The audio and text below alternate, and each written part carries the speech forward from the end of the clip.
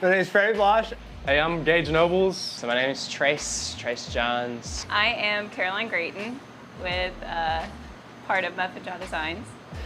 From Mobile, Alabama, and we currently operate around the Mobile Bay area in both Mobile and Baldwin County. And I blow glass because it's like nothing I ever saw before I ever worked with it. And it immediately drew me in. And after that first semester, I took glass blowing as an elective. I knew that I was going to do this the rest of my life. So I've been blowing glass for 8 years. Started in 2013. I was 20 years old. So yeah, looking at 8, going on 9. That's how numbers work. Been blowing glass since Freddie started. We started together, so. We go back to like 8th grade, like 7th, 8th, middle school. We played soccer together, so we've been friends for ever. Trace Johns, brother from another mother. Trace and I played soccer together when we were 13. That's how we first met. We never went to the same school until college. It was the first time we ever got to really spend every waking moment together. We had so much fun in college blowing glass. His work is some of the, I don't want to, like, Trace Johns is the best sculptor I've ever seen, but I love his work. Like, he really makes some incredible pieces in glass, and he's trying to make it not look like glass, or he's not trying to make a glass piece like any other glass piece you've ever seen. Because you think of glass as being this fragile, like, don't touch it, don't be mean to it, like, don't even look at it, because it'll break. And he's just like, no, let's hammer it. Let's take knives to it. Let's beat it around. Let's scribble on it. He paints on it. Alrighty, so we are going to cut the intro a little short because we are a little late, and that is all my fault. But we are doing the first creator interview, photographer interview. I'm not sure quite what I'm going to call it yet. But we are starting it off with my good friend and my mentor that has helped me through a lot. We are starting with Trace. And Trace, why don't you tell everybody a little bit about yourself, where you're at, things like that. I'm in Florida, Northwest, Destin area. Sitting in the Boardwalk parking lot at the moment as we speak, actually. What kind of photography do you do? At the moment, underwater, pretty much. Gonna be doing a little bit of night stuff soon with the Milky Way season approaching. Oh yeah, I forgot it is good time for pretty that. much done a little bit of everything. And I'm just adjusting some stuff on screen, everything that we were messing with earlier. Made it go a little out of whack. I'm gonna shorten you up a little bit just so that way I can not cut this diver in half. Go. Got the Christmas lights going for you guys. It's perfect. It's funny. I was talking to Melissa, or I was talking to somebody the other day. We still have some of our Christmas decorations up because we liked them too much to take them down. It's too much work, and they're too nice. So. Too much work, yeah. Melissa Dawson said, "Hey Trace." Oh really, Melissa Dawson? What's up? Pennsylvania, huh? So currently I have my chat set up to where I can read anything that comes in on Twitch, YouTube, and Facebook. So if anybody sends anything in, I'll read it out to Trace. That way he can know who's in here and who's watching. What are you looking at? Is this the chat stuff down here? So the one underneath me will only show Twitch. It won't show everybody. Well, I can't read it anyways. It's That's okay. If it pops up, if somebody pops up, I will let you know what they say. Okay, so hang on, let me do this too. I've got to pull up that list of questions that I sent you and start looking at that. That's pretty cool. We already got Pennsylvania in the house. Look at that. Yeah. All right, so real quick before we actually get into like the questions that I sent you, I wanted to talk about, and I want to do this with everybody that I do an interview with, how you and I met. Because I feel like that's always fun to talk about, how you and I, that was really interesting. If I remember correct, go ahead. No, you go for it. I was gonna say, if I remember correctly, I had been messaging you on Instagram because at the time I only had a GoPro. I didn't even have a mirrorless yet. I didn't even have a mirrorless or a DSLR yet. And I was messaging you on Instagram, talking to you about some of the stuff I was doing with Sync Phase and the guys. And we were talking about meeting up one day and doing some stuff. And we actually I ended up at Cyprus and saw you with your DSLR in the housing. And I just swam up to you, started talking to you.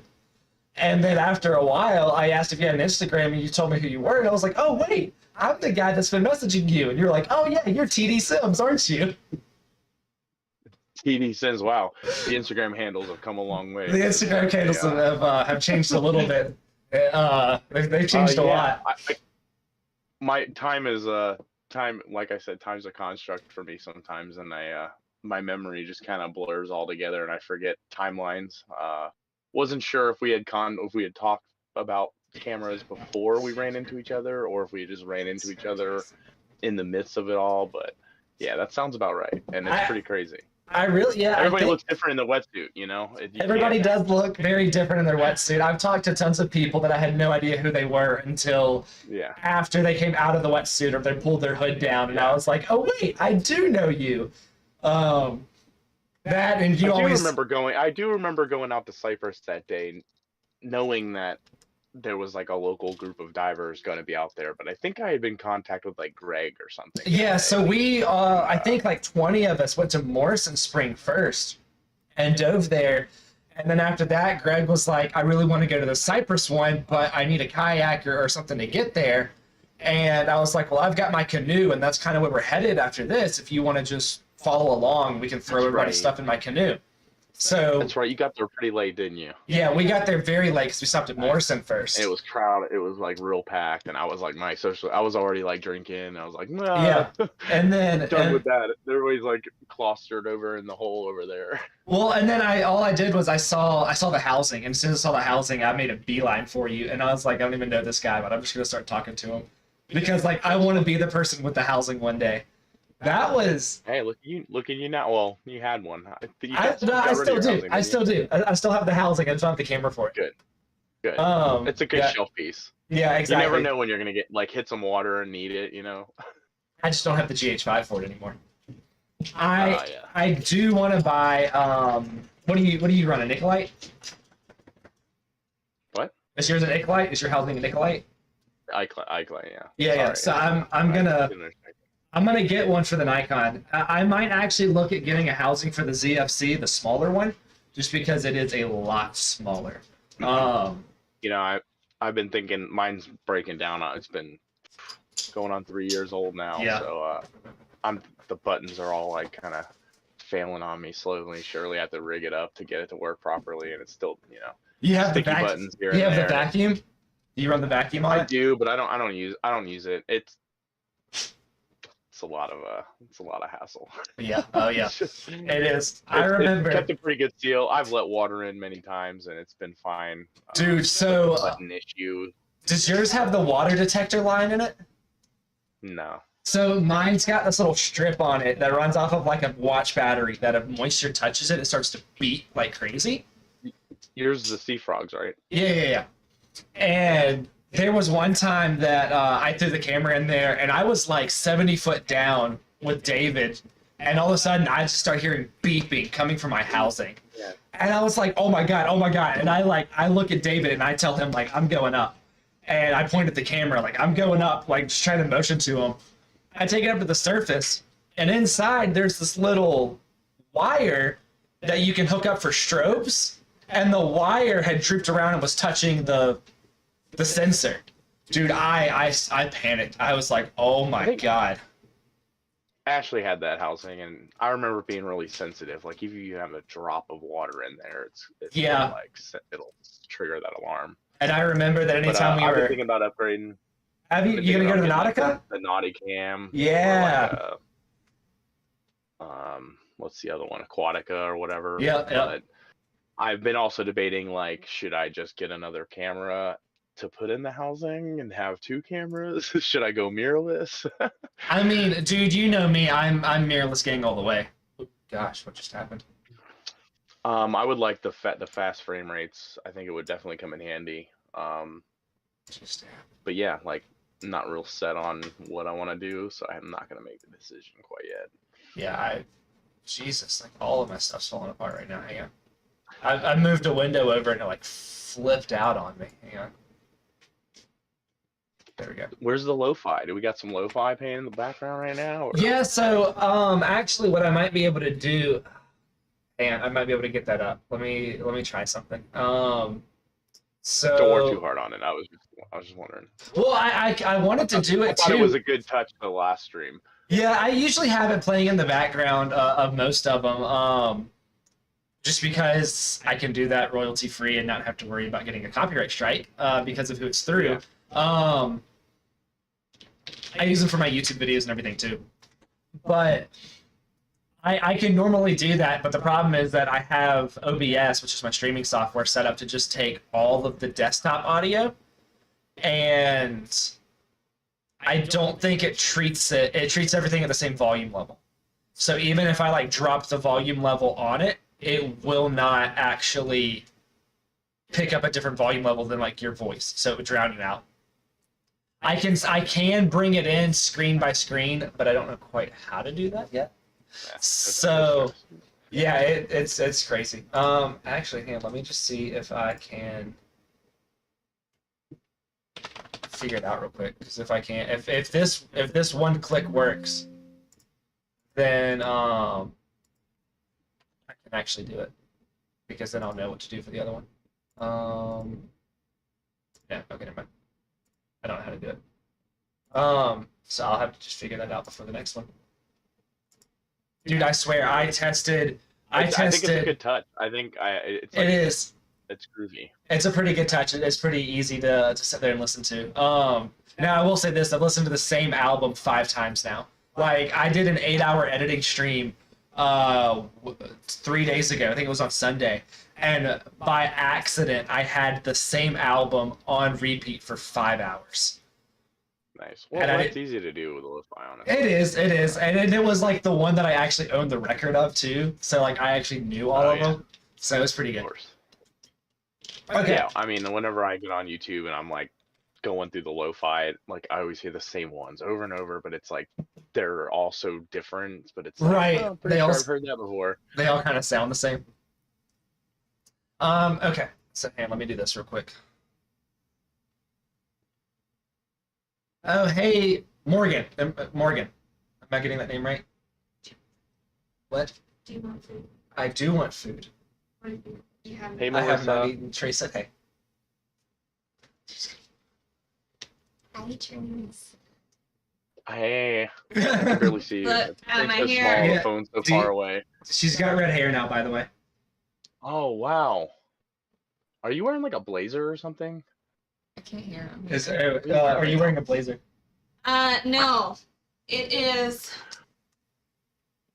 Oh, A okay, cape. so like a trench coat. Nice. I love it. He says Dig like a it. trench Is coat. that is that like Dig work it. attire? Is it work attire? Yes, Yeah. it is.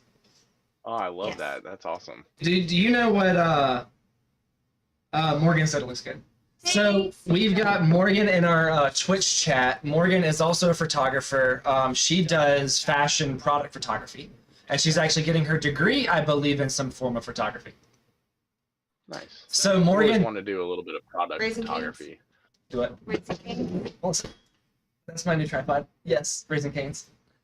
So Morgan, this is Trace. Trace has been a mentor of mine for a couple years. I think we met like 3 years ago. 2 years ago? 3 years ago? Something Time like flies, that. man. I know it does. She said she's getting her BA in digital photography. Okay. And she also said that all lo-fi sounds the same anyway, so that makes sense. Yeah, it's like, eh. So there's different like there's a little different. classes of lo-fi, but Just a little. yeah. So in case you cannot tell from his Instagram feed, Trace specializes in underwater freedive photography, which is why he was my mentor. Specialize in moody, dark. Yeah, you do. You do. It's kind of my thing. Anything kind of like dark and not happy. My underwater photos started to really resemble your style of editing after a while. It's a great style. It's a great style. It's kind of where I started. You find a couple people that you like, and you kind of just improvise off of that. You shoot your own things, and after you do it so long, you start picking up things here and there that you like. That That's work for exactly you. right. But I was in Morgan's stream a few days ago when she was doing some editing, and we were talking about freedive and that kind of stuff and the fun parts of the ocean. You like sharks, right, Trace? I'm not. I spent a lot of my life not thinking, not ever considering ever swimming with them. Like most people, kind of scared of them because of the stereotype they have, I guess. But in the freediving, in the past couple years, I've definitely realized that they're nothing to be afraid of as long as you are a little competent. As long as you stay away from the sharp end, right? I'd love to go. This is the answer to your question. I would love to see sharks in the water and have my camera present, but I'd like to do it with people that do it all the time and know what they're doing. And I'd rather not be on the other end of a line, like a spearfishing line from them. I will say, currently my only access to some open water dives are spearfisherman boats, and I'd just rather not be circled by bull sharks anytime soon. Melissa Dawson said you do a fantastic job, and your underwater shots are beautiful. Thank you. I have fun doing them. I remember the last time you and I went out and took photos, we did that shore dive in Navarre or Pensacola, kind of like in between. I was just gonna say, dude, the water's so flat in the mornings in Emerald right now. I'm missing you a lot. That's like my diving buddy. That's the one thing I missed about like moving up here, other than people, of course. But like, there's no salt water, there's no diving, there's nothing like that up here. Like, yeah, I can go get some alpine lakes, but I'm not freaking touching that without a 7.5 mil. And I've got 5.5 mil. Like Dude, I was talking to some with the 3. I was with the 4-year-old 3.5 mil suit that's breaking down on me. Oh, speaking of suits, if my mom's watching, she's gonna hate me so much. But I got a hole in my Oceaner suit. Oh no! Oceaner's not watching. Did I ever tell you that the first time, like, I bought my 3.5 mil suit, and my first dive, I put a hole in the sleeve? Which one was that? The Waihana. Yeah, the Goliath Creeper Waihana. I put it on. Oh no. Yeah. So I put it on. Went to the Gulf Coast Divers pool in Mobile and took a spear gun with me and did some test shots with the spear gun. And I was pulling the spear out of the target and it went into the sleeve, the flopper. Oh no! Put a hole in it the first day I had it. I had like opened it at my work, went to the pool, left work early, got in the pool, and did that. I bumped the rocket Cypress going through the suit. The first day I had the Oceaner suit, but that wasn't. It didn't tear it. It was pretty. I was pretty like, oh man, this thing's resilient. This is awesome. As soon as you say it. Like this, there was this weird. It looked like a burn almost. It was like the nylon on the outside is like kind of like puckered or something. And I put it on this last weekend, and my heel went through the fucking thing. Oh, it went through. No, you can. I don't care. And, all right, cool. I mean, if you have me on, you obviously don't care because Hey, so is your mother's name Carol? Yeah, that's right. Yeah, she's not happy that you have a hole in your suit already. Where's she at? She's on YouTube. She's watching it on YouTube. Oh, that's right. Yeah. She said, "Hey, Trace, the hole in your suit already." And said an angry face. I didn't think she'd get on so fast. I thought it'd take her a while to figure it out. We gotta Sorry, get. Mom. Sorry, it still works. It's repairable. It's good. Yeah, they make wetsuit glue. It's like a liquid rubber. I know. When I put it on, it looks like a quarter-sized hole on the back of my calf. But it when you take it off, it's just a slit. So I'm gonna repair it hopefully. So Just make sure you get it and those things tacky are sealed first. so good. Yes. And they're sealed so good. It doesn't even let water in the suit. Not gonna Yeah. As long as you get rock on oceaner. as long as you get a good suit, you're in a really good standing. Like it will last you a long time. Not upset. No. But yeah, that's what my suits are like. The Waihana ones are like 350, 400 a piece. And I put a hole in mine the first day. How much was yours? It's hard to keep track. Not gonna lie. You don't even want to think about it. It was like it was kind of like portions of it were gifted to me throughout the years. Okay, And okay. like finally we pulled the trigger and bought it this last like Christmas and like mixed a bunch of like my work bonus, birthday present type I got shit. you. Your mom said tell him to fix it ASAP. Sorry, Mom. I got an adventure plan this weekend. Don't have time for the cement to dry. Yeah, it takes like what 48 hours to cure properly, something like that. Elson's got some stuff that he like praises, worships that stuff, and he says it's like as long as you do it within like 10 to 12 hours before you dive again. But probably give it 24 at least. 24 at least, yeah. I used to give him. Yeah. She said 800 plus. Yeah, it was definitely over the 750, 800. Yeah, that's gosh, dude. I'm gonna take a little bunny trail here. Do you know how much ski stuff is? No, but I can imagine it's Dude, a lot. oh my god! Like it makes freediving look cheap sometimes. Looking at some of the stuff. Well, actually, I moved to Pennsylvania. Yeah. That's where I met Melissa Dawson. I went to Right, Biotech to paint cars and fix dents and stuff. That's where I picked my camera up. Actually, I picked the camera up the first time in Pennsylvania in this like crappy Blairsville town. It's like a horror film. Honestly, it was so small and just like ran down. But that's what inspired me to pick the camera up. And but yeah, I don't even remember where I was going with that whole. Hey man, you're upside down. I know. I clicked the wrong thing. Hey man, something's going on here. I clicked the wrong thing. I was trying to change how I was trying to change something. Hang on, let's see. There we go. So that way I'm looking. That way it looks better for me. Everything's gonna be backwards, but that's okay. That was the point of the story. Is one winter we went out and like we were gonna like buy a snowboard, but we saw how much they were, so we like went to Walmart and bought like this little rinky-dink plastic wannabe snowboard thing. Dude, and, like, tore up like some hills like all night long. We just got our helmets in. They just got shipped to us today, and I think for 2 helmets we paid almost $200. Not each, but together. The goggles that we just had to buy because I forgot to take mine off the coffee table and my dog Jasmine got to them. We spent like another $250 on new goggles, a new one for Melissa and a new one for me, so we've got spares in case people come visit. But like the skis themselves the boots themselves are like 400 to 800 a piece, and then the skis are like the skis and the bindings together like 800 a piece, and like wow. The worst part is that we have to buy 2 of everything. So True. that's always the hard part. But we're renting them to the end of the season, and then we're just gonna hit sales. I think we're gonna try and get ski not this coming week, but the next week. I'm freaking loaded down with houses this week and next week. So like when does your weather start getting like wind spring for you guys? Dude, so it was 72 degrees today. For those of you guys that don't know, here. I mean, yeah.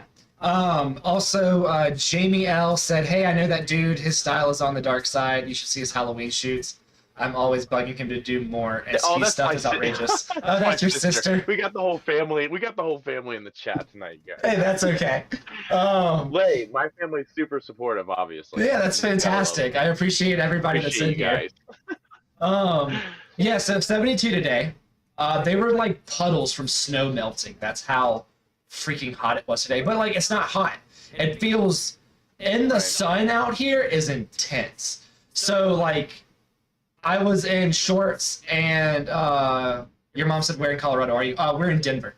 We're just east of Denver, actually, in Aurora is where we live. So I'm gonna do one thing real quick. I think I'm peeking a little bit. So it was 72 today, and like everything's muddy. There's not much grass. Everything's either rocky or muddy out here, like gravel.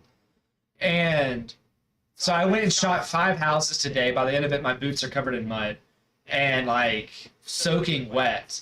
By Friday, though, we're supposed to be in the 20s and it's going to be snowing for like 3 days straight. And then for a month after that, the high is 41. Yeah.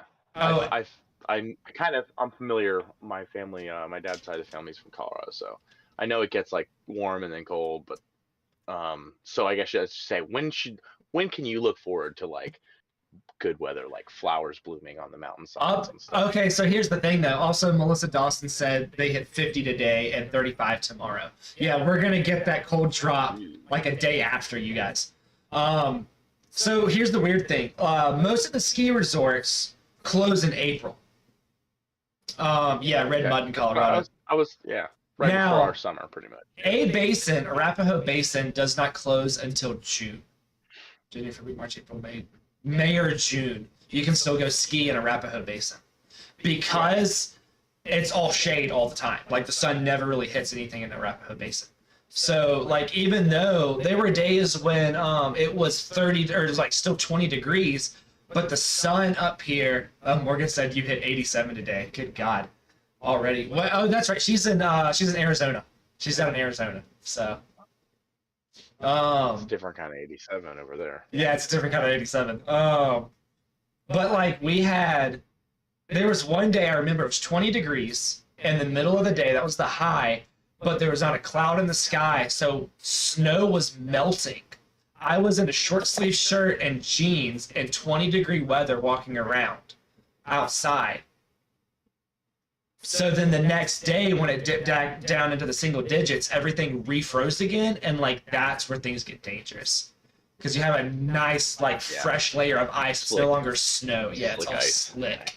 And it's so weird because we'll get snow 1 or 2 days, and then the roads stay horrible because of it melting and refreezing. I have no interest to live in snow for longer than a year. It's not bad. Ever again. It's really not that bad. A year at a time is as much as I'm so your sister said that they just went to Breckenridge. It was amazing. Trace, you have to go in your van. Yeah. I definitely want to hit it all. He knows that if he heads out this way, he's got a place to stay with us. And we'll take him around and everything like that. So he'll definitely have to come out here and see us. It's really funny actually. I got like tons of people like Mike. Mike's always like, dude, come crash. You can crash my place. I got an extra room, whatever. It's like, dude, I got a van. Like I love to crash wherever I. Right, exactly. It's really funny. Maybe in a year or two, I might be like, okay, yeah, like let me drive out there. Yeah. Offers. So for those of you that don't know, also that while Trace does do underwater photography and a darker theme, he also lives in a van. He full times van life. Now, how long have you been in your van? 3 months now. 3 months. Well, technically two full ones. I got it on January 1st, like the day before the New Year. So. Gosh. Melissa Dawson said, "I hate the snow." I love it still. Well, she lives in a crappy place to hate snow. Yeah, I know, right? If you hate the snow, go down to where we were from. You get snow like once every 15, 20 years. She would love to come to Florida. We know this. Who wouldn't, right? I mean, right. It's beautiful down there. Here, I think. It's beautiful down there.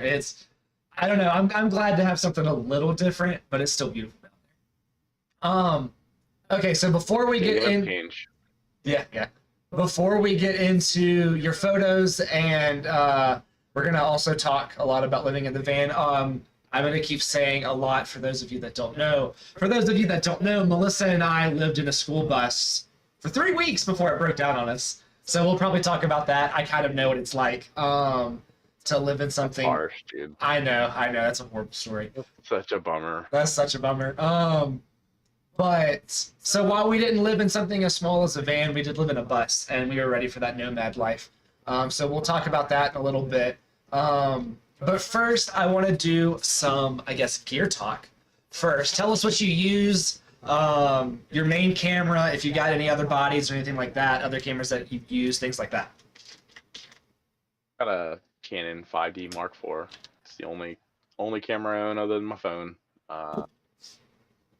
Really been doing good. I've had two of them. I started with a Mark II, which was gifted to me by my mom and my parents, my family. So like another multiple present, like birthday, Christmas, work bonus, like take, this is way more than we really give for you for birthdays or Christmases, but we see that you like doing this. So they bought the Mark II for me 11 years ago, almost 10 years ago, maybe. And I bought a Mark IV after breaking that one after 8 years. And then I think I killed that Mark IV within a year of owning it. I kicked it over in the sand. Oh, I remember that. I remember you texting me that. Oh my gosh. I'm not the best with my stuff, but there was no hesitation. Like I'm the cheapest person you'll ever meet half the time, but when it came down to like throwing another 2,500 at it, there was no question. I really don't know what I would do without a camera, honestly. Yeah. So, oh yeah. It's all because of the gift that my mom gave me. She like saw that I was interested and decided to invest in it, and I told myself like, whoa, I gotta learn how to use the camera now because this is like really expensive. So props to Carol on here. If she's still in here. Yeah, I think so. It doesn't tell me like who else in here. I can usually see it on Twitch. Yeah, I can just see anytime somebody comments and stuff like that. Okay, so what is we talked earlier, you said that you use Icolite, or however you said it. Icolite? Icolite. I've never heard it pronounced honestly in person. I've always called it Icolite. I don't know. Maybe it's a Florida thing. I feel like it's also you know that I'm a huge Pokemon fan. I feel like it's the same way with Pokemon names. If you never hear somebody else say it, okay. Yeah, you totally sound like Ash now. Like I can see the whole. You kind of just come up with whatever name you can to get it done. Like a Pokemon name. Not gonna lie. It does. It does kind of sound like a Pokemon name. Your mom said you can't get rid of me. Yeah, I figured that one out. He's trying to. My boss. So I work for her. She's my boss and my mom. So mom like directs my whole life. Like he's trying to wait until he can say things he can't normally say. He's gonna keep asking. Oh, she's still in here. She's still in here. No, I'm pretty open with her. We're pretty open. No, I know you are. Okay, so what would probably be your favorite or your go-to lens that you throw in that housing whenever you go out? Being I only have two lenses right now. It's the 16 to 35 Tamron 2.8. That's it's just a wider angle lens. I have a 50 millimeter other than that. Wait, what was it? What was the millimeter on it?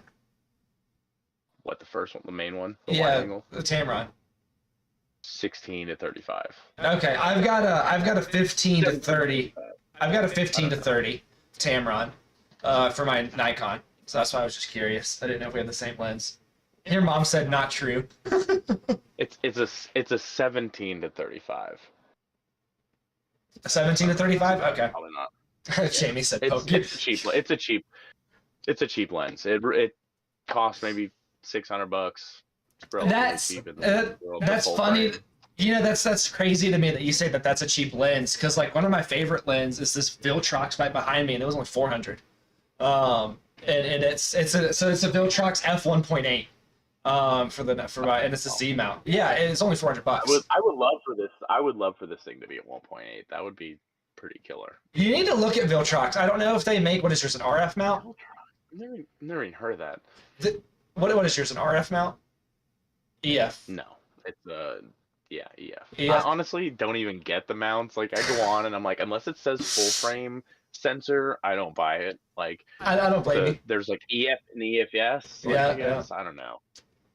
It looks like your Ridiculous. sister is a Why fan of can't they just Pokemon. make everything to work? Yeah, she is. Her and her husband. I swear I think they still like hunt Pokemon. Dude, I still play it. Now. Yeah, you're a little glitchy. It cleared out. I mean, I still like every time the new games come out, I buy them the day they come out and play them like crazy. I've still got to finish Legends Arceus, which was a phenomenal game, by the way. Phenomenal. I love that game so far. And they just announced Gen 9. That was really cool. I'm interested to see how that goes. I'm not much of a gamer, my friend. I haven't owned a game console or like played a game since like Call of Duty 2 or Modern Warfare, maybe. You know, I'm gonna tell you what Morgan said, then I'm gonna tell you something else. She said EFS is for APS-C, so that's for the crop sensor. Right. So, Right. So yeah, you need a EF mount. Yeah, you need to look at Viltrox. So they really came about making stuff like Metabones adapters or like speed boosting adapters. Metabones is a brand. They make Viltrox. But what does it spell that for me? Viltrox. Oh, okay, Viltrox. They mainly make adapters for going between different mounts, speed boost, things like that, and then they made a few lenses. And from what I've heard, and this one, all of them but like the 55 or 56 millimeter do phenomenal. That one's got some autofocus issues. But I'm very happy with that lens for $400. I love it. That's what I use for my. I've honestly only owned primes, other than the kit lens the camera came with. I've only owned primes.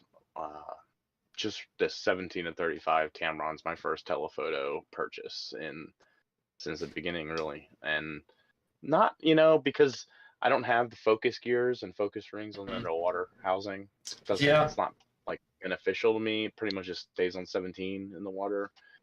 I lost my I was really digging my Sigma 1.4 35 millimeter, and I left it sitting on the ground at a campsite after a photo shoot type thing. What campsite was it? Was it like Jenny, or was it?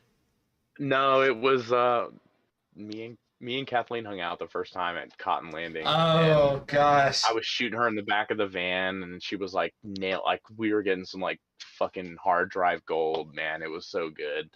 And I like grabbed the other lens, but then I figured out what I was looking for with the lens I had, and I was like, oh, I'll just keep playing with this, and I like set it down next to me, just got distracted from there. And went back like 2 days later. I realized that's where I left it. And went back. I drove all the way out to Cotton Landing to find it, and it was like gone. I'm like, oh no, God! Yeah. I'm like Bobby. I'm gonna break it. I'm gonna lose it type of guy. Like, whew, okay. Well, if I ever leave my 200 to 500 somewhere, Melissa might actually kill me. how much that run you? I actually got it used. Yeah, I was gonna say, didn't you get that used? I got it used at a local store, and it was $1,200. I mean, brand is like 15, so I mean, I think I got it pretty good. It looked great. Like there's nothing wrong with it, right? No, I looked this thing over as much as I could. Like, they even let me in the store clean it and make sure that like what was on it was just dust and not scratches. I cleaned that lens on their counter, looked at it, and I was like, yeah, I'm gonna buy it. Did they let you put it on a camera and like shoot? Actually, I didn't have. They offered that. I didn't have my C7 II with me. Oh man, I wouldn't buy anything used unless I get, because I've messed some lenses up pretty bad with just like non-visual. But they just things, look, like yeah. dust on them. I mean, they'll like get dust on those like inside elements, and man, that'll like you can't shoot at like a narrow aperture because it just messes the whole. I have 4 lenses. That's all. Like, I have 2 lenses that work properly. I have 2 more lenses that don't work properly. That I really miss. I have a 100 millimeter macro, but every time I put it on the camera, it like fails and says it can't. The contacts are bad or something. I'm not really sure. And I got a 150 macro. It's IRIX brand. Oh yeah, I saw that. That's got the fancy case on it and everything. Yeah, exactly.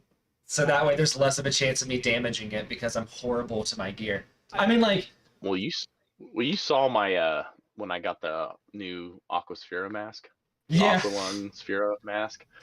Came in that fancy case, and I was like, "Oh, nice case," and I threw it in the trash like immediately.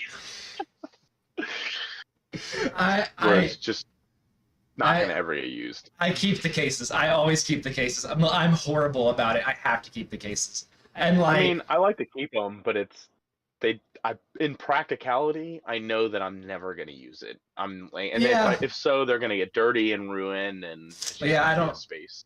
I don't blame thing. you.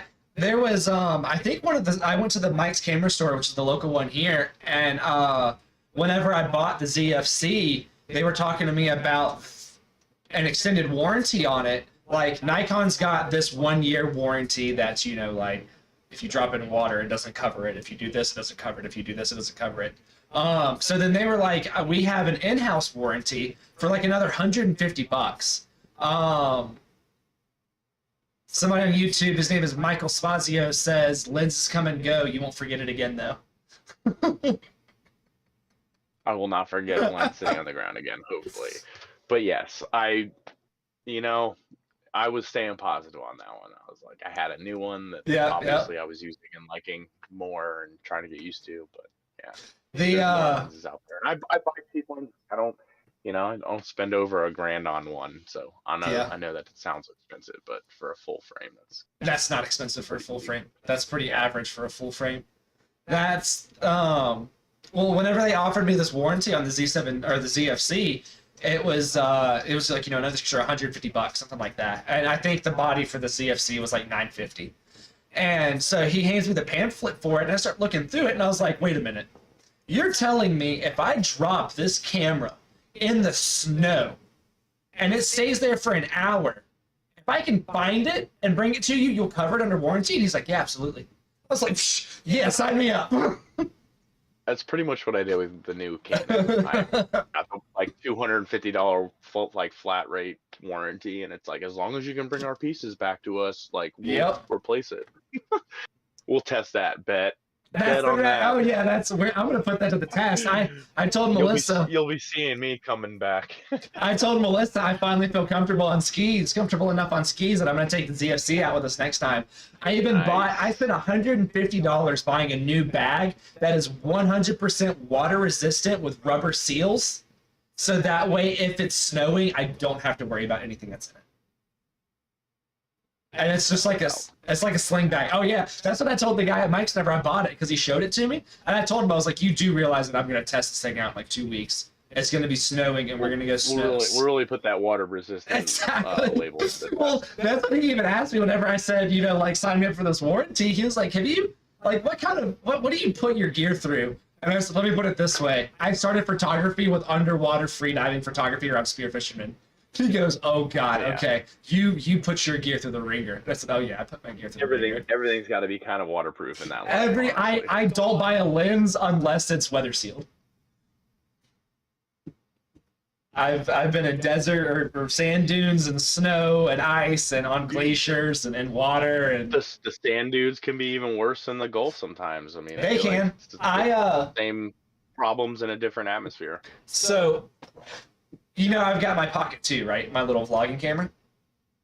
Yeah. I had it in my pocket. It's actually going pretty good. I finally cleaned all the sand out of it. When we were at the sand dunes, it was in my pocket, and I fell, and it came out and got covered in sand. And every now and then, the gimbal will freeze up a little bit, but then I just move it some, and the sand pops out. That's like the loudest, grittiest gimbal on earth. Yes, it really is. And it'll always say, the gimbal's overheating. And I'm like, dude, I just turned you on. How are you overheating? I just turned you on. So it's not doing that great. Right. Given the situation. It's all right. It has its days. I clean it out, before we go on every trip. And then I feel like every time that we get back, there's just more sand in there. That's honestly, I lived it, my DSLR gets dumped out and wiped down and everything, almost every adventure now. I've got a next time we go out though, I'm gonna take this. I got a little 18-inch carbon fiber pole to put this on, and again, now that I'm comfortable enough on skis going down greens, I'm gonna try and get some footage with it. Whenever we go out, that'd be awesome. A couple weeks, I'm gonna see, and then I'm also going to find the terrain park ski down the terrain, park on the side, and set up with the camera and take photos of people going off the ramps and stuff, and hopefully wiping out, because I'd love to get a video of that. Nice. Yeah, I feel like that's like more of a GoPro thing. Like, leave the DSLR at home. Oh, well, I'm not gonna go off any ramps. You can go down the side where it's like a normal hill. Right. And then I'm gonna set up on the nice side. hill. Yeah, well, no, I'm gonna set up on the side right next to one of the ramps and take photos of them going off of it. Oh, yeah, definitely. No, I'm not gonna have that thing in my hands while I'm actually skiing. Screw that. That's why I bought the bag. No, that's what I'm gonna use this for. I'm not stupid enough to take that thing out and have it in my hands going down. Because like you make one wrong turn and you're on a freaking black with a camera in your hand, and absolutely not. I've never been down black, let alone with a camera in my hand. It's a horror movie waiting to happen. Yeah, exactly. Okay, so let's talk. I'm gonna have to get like the list of questions up for the next one. And that we'll way I don't probably have to- like, I wonder if everybody's entertained or if they're just like bored by this. Like, No, I'm sure some people are how's getting. everybody feeling? Like, leave some comments. What's everybody? Yeah, like, God, what's everybody enjoying look so at far? Trace. Look at Trace with those calls to actions. Beautiful, beautiful. You know, the TikTok era is just like really like wearing off on me. I guess hearing a lot of it, I can't help it. It's just There's I've been watching a lot of YouTubers, and they have been putting at the end of their videos whenever they're asking people to subscribe. Oh, Kayla's in here. Hey, Kayla. She says that she's loving it. People on YouTube at the end of their channels are like pointing out that it is free to subscribe.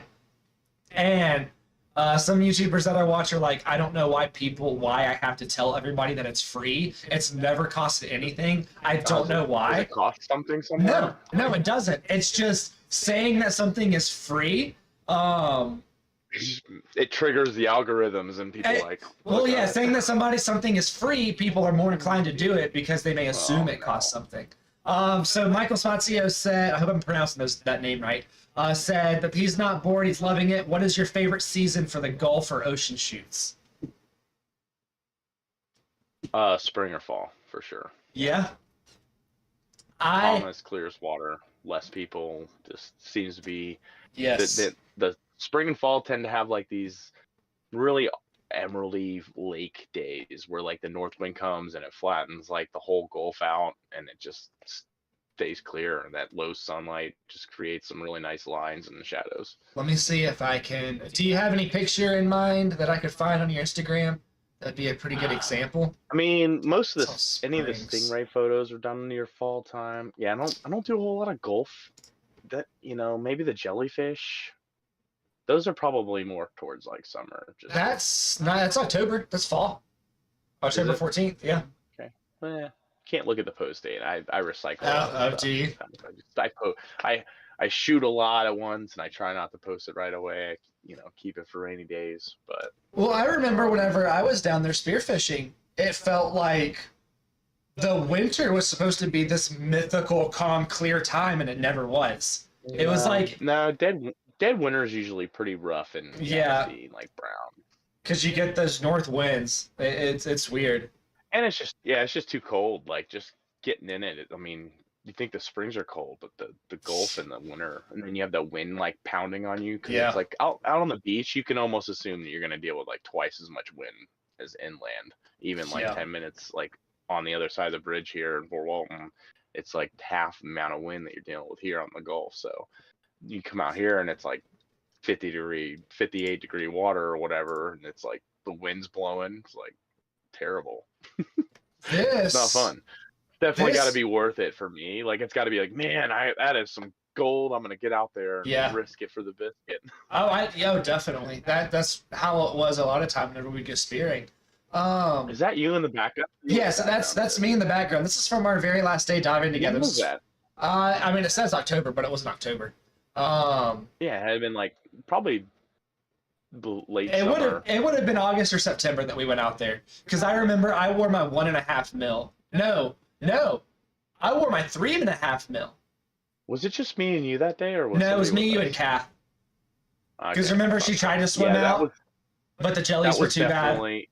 Oh, so yeah, that was like That had to have been August. Or It had to have been late August. I think it was like a month before we left, and we left in October and came out here. So maybe it was like early September, late August, I think.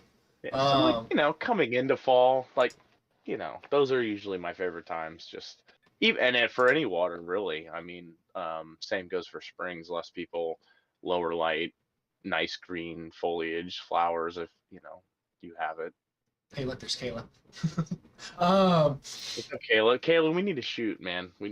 You're getting so Yeah. good in front of the camera and behind the camera. Like, I bet it's a really tough life to like have to decide which life you're gonna live today, the model life or the photographer life. Like, you're very talented, and it's really cool. 100% agree with that. Your mom said Trace only posts a picture here and there as a tease. I want to see all of his pictures, but he makes you wait. She wants me to upload like 35 photos to Facebook all in one album every day, and I try to tell her it's just not good for the algorithm, or it didn't used to be. It's better just to post single photos apparently, but Yeah, Facebook's kind of coming weird. around. I think Facebook is digging more of like full like I don't know what you want to call it, like a event, like a full day of like your whole day in one album like post type thing. Carousel on Instagram, Yeah. that's becoming a thing. Like now, if you're not posting multiple pictures, nobody even wants to look at it. It has to be videos, which we can get onto a whole nother live stream. Yeah. about that. Oh, yeah, we can. I was looking at this and I was like, is that me? But I would never go out in the No. Gulf without gloves. That's probably from that day though, with the jellyfish in the background. Pretty sure it's the same day. It might be. I never get in the What's water Kathleen? without gloves on. Yeah, that's Kath. God, I hope she's in here. What's up, Kathleen? Um, Fuck off. That was mean. I would take that back. Okay, hang on. So Kayla said the mermaid ones are really cool, especially the underwater one with the particles in it. Hang on, let me see. You talking about the ones Dude, at the top? the mermaids, man. Funny story. So that's Derek, with the green hair, and Lauren, her wife Lauren. They She goes by many different aliases, which is kind of our joke. She's got multiple names, and I don't know ever which one to call her, but she reached out to me years ago and tried to get me to take some mermaid shots and claimed to be like a professional mermaid, and I was just like, nah, like don't want to do that. Like that's gross. But I pretty much said that. I mean, I was like, I don't do mermaids. Like that's just not where I want to go with it. And Right. then one day, me and Kathleen and I think Mike were hanging out at Vortex, and Victoria, she went on Facebook, but she goes by Siren Calypso on Instagram. Yeah. Giving you a shout out here. But her real name's Derek, but she's gonna switch it to like Greg or like something other crazy thing. But I met her, like we met her at Vortex, and if it weren't for Kathleen, like just starting a random conversation with her about her mermaid stuff, like I probably wouldn't become friends with her, but she is the most supportive. Like those two are like the coolest people. Like I've really enjoyed just hanging out with them and getting to like promote their business. They're professional mermaids. Like they literally like get paid to be mermaids in tanks and stuff, and they Yeah, that's hire really more cool. people to be mermaids, and they pay good, and like they're awesome. Like Do they go down to let me like do- do they go down to like Wikiwaki area, or do they stay up towards the Panhandle? I mean, they live in Panama. I think they're in Panama City area, and Oh, I don't wow. hope they don't mind me saying that, but they pretty much just, I don't know if they traveled. I guess we're coming into the mermaid season right Yeah, now, yeah. so they're like, let's go take photos, and they're just super cool. They're like really cool to hang out with. Actually, I think they're gonna come with us. We're going to Tallahassee this weekend to camp out. Me and Elston. Okay. Wild Webster on Instagram if they want us to follow him. He's a pretty cool dude. But I think they're gonna join. We're gonna go hit the Wassissa River and find some hidden springs. Yeah. Wassissa, Wassissa? like Something. Dude, there's these old school tribal names, is kind of Yeah. hard to pronounce. And dude, I can never spell Ichtuckney correct. Never. Can I spell Ichtuckney? Ishnatuckney. And it's like, dude, I just call it Blue is Hole. there a C? Is there a K? Is there? Yeah. I just I call don't it even Blue Hole. speak of that hole. I don't even speak of that place because it's just so glorious. Dude, wanna find myself. So I told somebody, because like up here, you know, if I tell somebody that I did underwater photography and I was a free diver and stuff, they would always ask about sharks, and I would say you're asking about the wrong thing. Like, yeah, sharks are cool, yeah, the saltwater's cool, but I have never seen anything like Blue Hole, and I will never see anything like Blue Hole ever again in my life. That spring is just beautiful beyond words. It is funny, so I was just talking- ethereal. I was just talking to a customer today, and installer, and they're like, "You ever go to Kentucky and paddle?" I'm like, "Yeah, like I don't paddle, but you know, the Blue Hole's my favorite spot, and I haven't been in a while, like at least a I'm gonna year or find. two. I'm Probably, gonna find one. probably the last time me and Ashley hung out, I think probably hit the Oh Kentucky, wow! hit the Blue Hole, my diving's gotten so like I mean I'm on a whole nother level right now, so I'd like to go back and see. There you go. This is Yeah. a good example as to the light that comes into Blue Hole. It is. It's actually, I mean, I feel like I could do better, but that's. Oh, dude, no, you've part of got being better a ones. That's just the first one that I saw. No, So see, this day on this shoot, I actually got down in there and surpassed any like. I spent more time in that hole than I had ever had, and This looking is- back on it now, this is it's like, looking man, I up- could do so much better than that. So Blue Hole it's a smaller spring that if you get in the water, it's covered by seagrass. Like you're like 13 feet deep, but the seagrass comes up like 9 feet of that 13 feet. And there's just like this empty spot in the middle. And this hole is what, 8 feet wide by like 12 feet long. It's not that big. Yeah, if that. And there's a lot of pressure coming out of it. Like if you don't know the correct way to go, Bottleneck. yeah, it's a bottleneck. It literally just chokes down. And if you don't know the correct path to take, you almost cannot make it in there. It is very difficult to do this dive, and it's only like I actually, you got to crawl down. You got to like. pull you yourself really down do. the You rock. like literally have to hug the edge, and then right as soon as you finish the choke, you just like pull in. And Unless you it's- got like a really good breath hold and you can like power through that Yeah. and still have oxygen left, but It's not it's only like to the top of the sand. It's only like 40 feet. It's not a deep dive, but it's a I think it's hard actually only dive. like 35. Is it 35 at the top of the sand? Yeah, I think it's like straight down to that like to the beach on the bottom. It's about I think it's like 35. It is a hard dive if you do not know where to Hardest go. 35 feet you'll ever do. So that's looking down into it. That's a beautiful photo. That's looking down into it, and this is the grass. Like that's how small the hole is, and it just chokes as you go down. And then once The you grass and the mullet swimming are probably my favorite parts about that. The Man, I light think at I've like got- 3 o'clock on a winter day is so nice with that So- grass flowing. that's the grass. That's Merritt's Mill. That's Mayor's Mill Pond. It's- Okay, my bad. That's even longer eelgrass. Like Is it? the Wow. eelgrass there is like 20 feet long. It's insane. I've That- never seen like That it. looks like the run next to Blue Hole. Nope. Nope, that's not it. That's up here in the Panhandle. Is it? So I will leave that disclosed. Is it one that I know of? That's the one you just passed the grass. That's Blue in Hole. Kentucky. Yeah, yeah. Shit, I just called it by its real name. We were kind of divers. we were kind of talking Sorry, about it. Spring Guardians. Yeah, I know, right? It's people are really protective over that It's stuff. glorious though. Yeah, that stuff waves in the sunlight. It's really a sight to see, honestly. We'll get to your wave photography in a second, and we'll get to Jenny in a second. Like every time I see one of those with the taurine, That's actually cypress. That's not is it even- really? Yep. Was it just a It high was water literally- day? Dude, it was brown as hell. It was Mike's first time. Like that was like his first day there, I Oh think. and gosh, I was so upset. I was like so pumped for good like spring, and it was like brown. And, that's like, right, because he had never crappy. seen it clear until the time It's you and I so went with him. flooded. But there was like this whole like it was literally not flooded enough to where the spring was venting to the surface, but like only in this one spot. And the Okay, yeah. spot just it kept jumping around, and he was just having such a good time. Like, yo, it's over here, and like we dove down, and like I get to the bottom, and he'd come at me, and then like I got that shot, and yeah, it's just a shitty day that no one would want to be out on a river at a spring in cold water.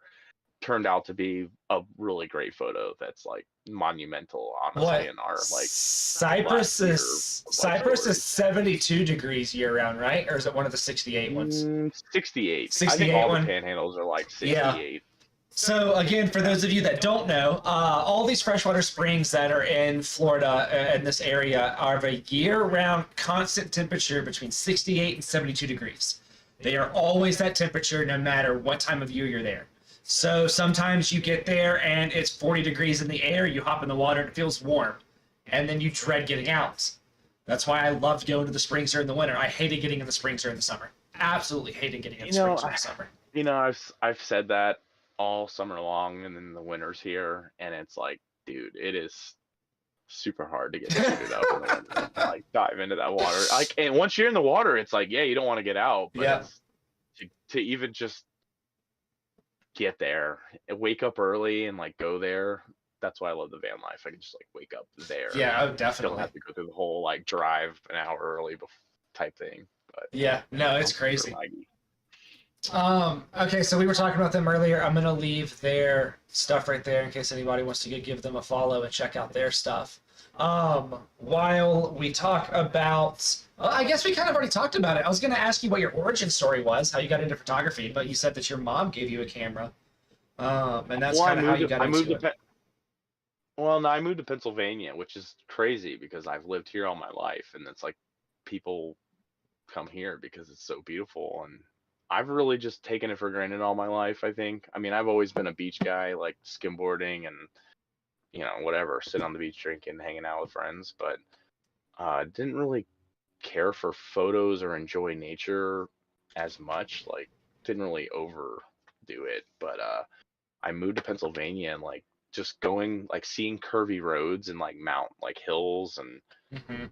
I don't know, broken down barns on the side of the road where it's just like, oh, this is sweet. And I had this camera, this little shitty, came in the mail, I think. My grandpa gave it to me. He's like, yeah, I got this in the mail. Like, take this with you and take pictures. And I mean, this is like when digital cameras were like just coming out, kind of, I feel like. And the screen was like this big. And like, it Oh was just wow, this yeah, big, bulky thing. It was like 6 megapixels. I mean, it was like our phones have like 3 times better yeah, quality than this thing. But I'd like drive around like, you know, whoever's not watching, I get around, I get high and like I drive around and like just take pictures while I'm driving of like barns, like yeah. ran down dilapidated barns and like bridges crossing over these little creeks with like snow builds on them and stuff. And um and I think my mom saw that, and she's always kind of been in photography, worked for Olin Mills for a while and stuff, but she like invested in a Nikon D60 actually. Okay, yeah. I played with that for like maybe a year, but I never really learned. I just shot auto modes and like oversaturated and like added contrast to stuff and did all the newbie type things that noob photographers do. And then she made the jump on that Canon. She talked to another photographer that I was like kind of like you and me, like I looked up to him. I was like, oh, this stuff's really Right. cool, like his stuff. So she like reached out to him and asked him like what camera she should get me, and he told her the Canon Mark II or whatever. So she got me that, and I just like, oh man, I gotta learn how to use this. So I started shooting I read the manual like 3 times, and then like bought like a couple magazines that were like landscape, like Canon user guides from Books A Million, and they were like $30 magazines. Like they were substantial books, and they had really good like visual comparisons on like all the settings and like what does. It wasn't just like reading.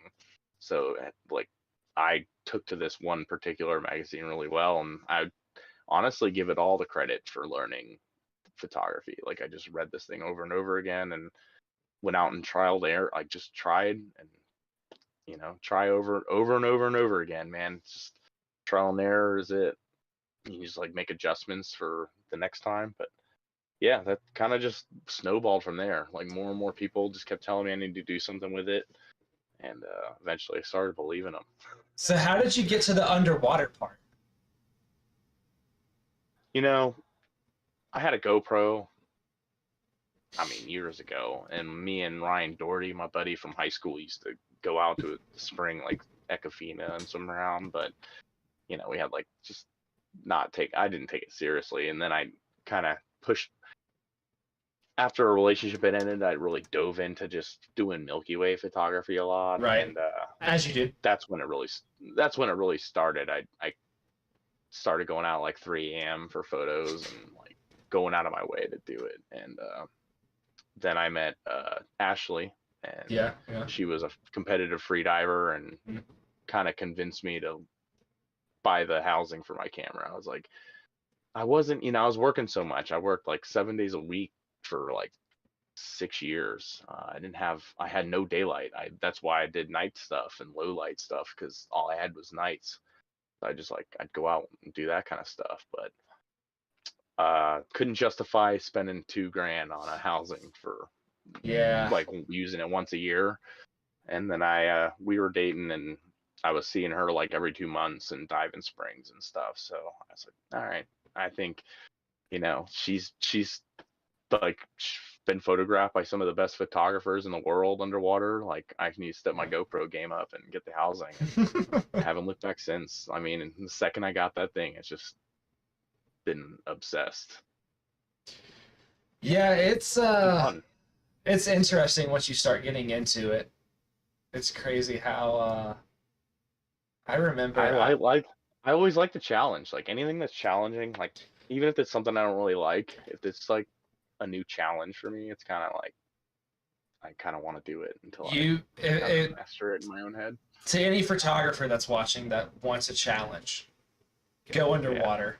Just go underwater. That is the most by far challenging. tops everything I've done so far. Like, it is. There's the low light portraits with like the glasses and like the neon lights that I've done in the past. Yep. That stuff's pretty complicated. There's a lot of variables in that, but underwater is probably it's got like unlimited variables. It does. Never a dull moment.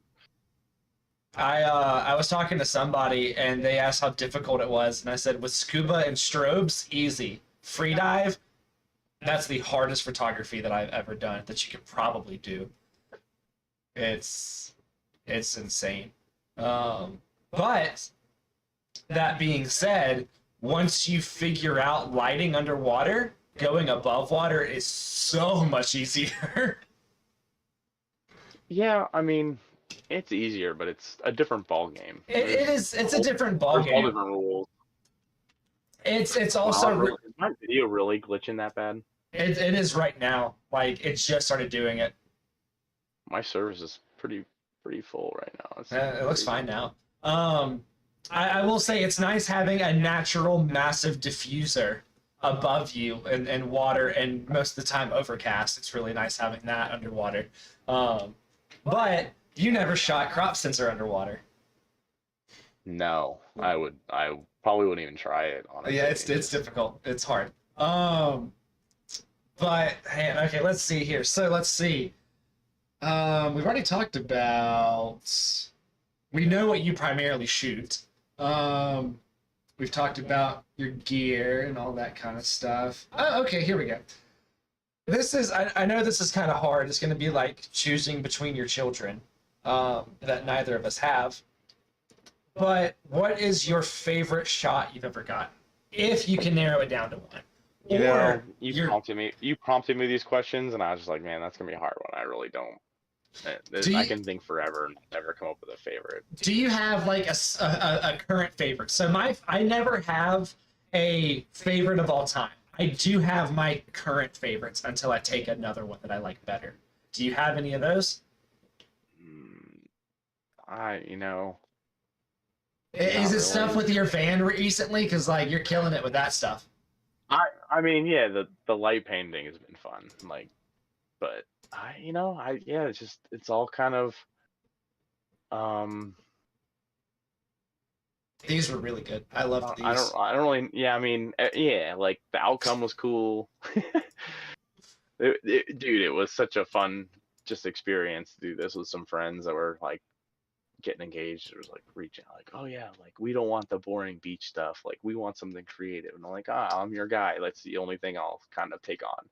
I really want to do the normal portrait stuff. Earlier you mentioned Wild Webster. Webster. Okay, Wild Wild Webster.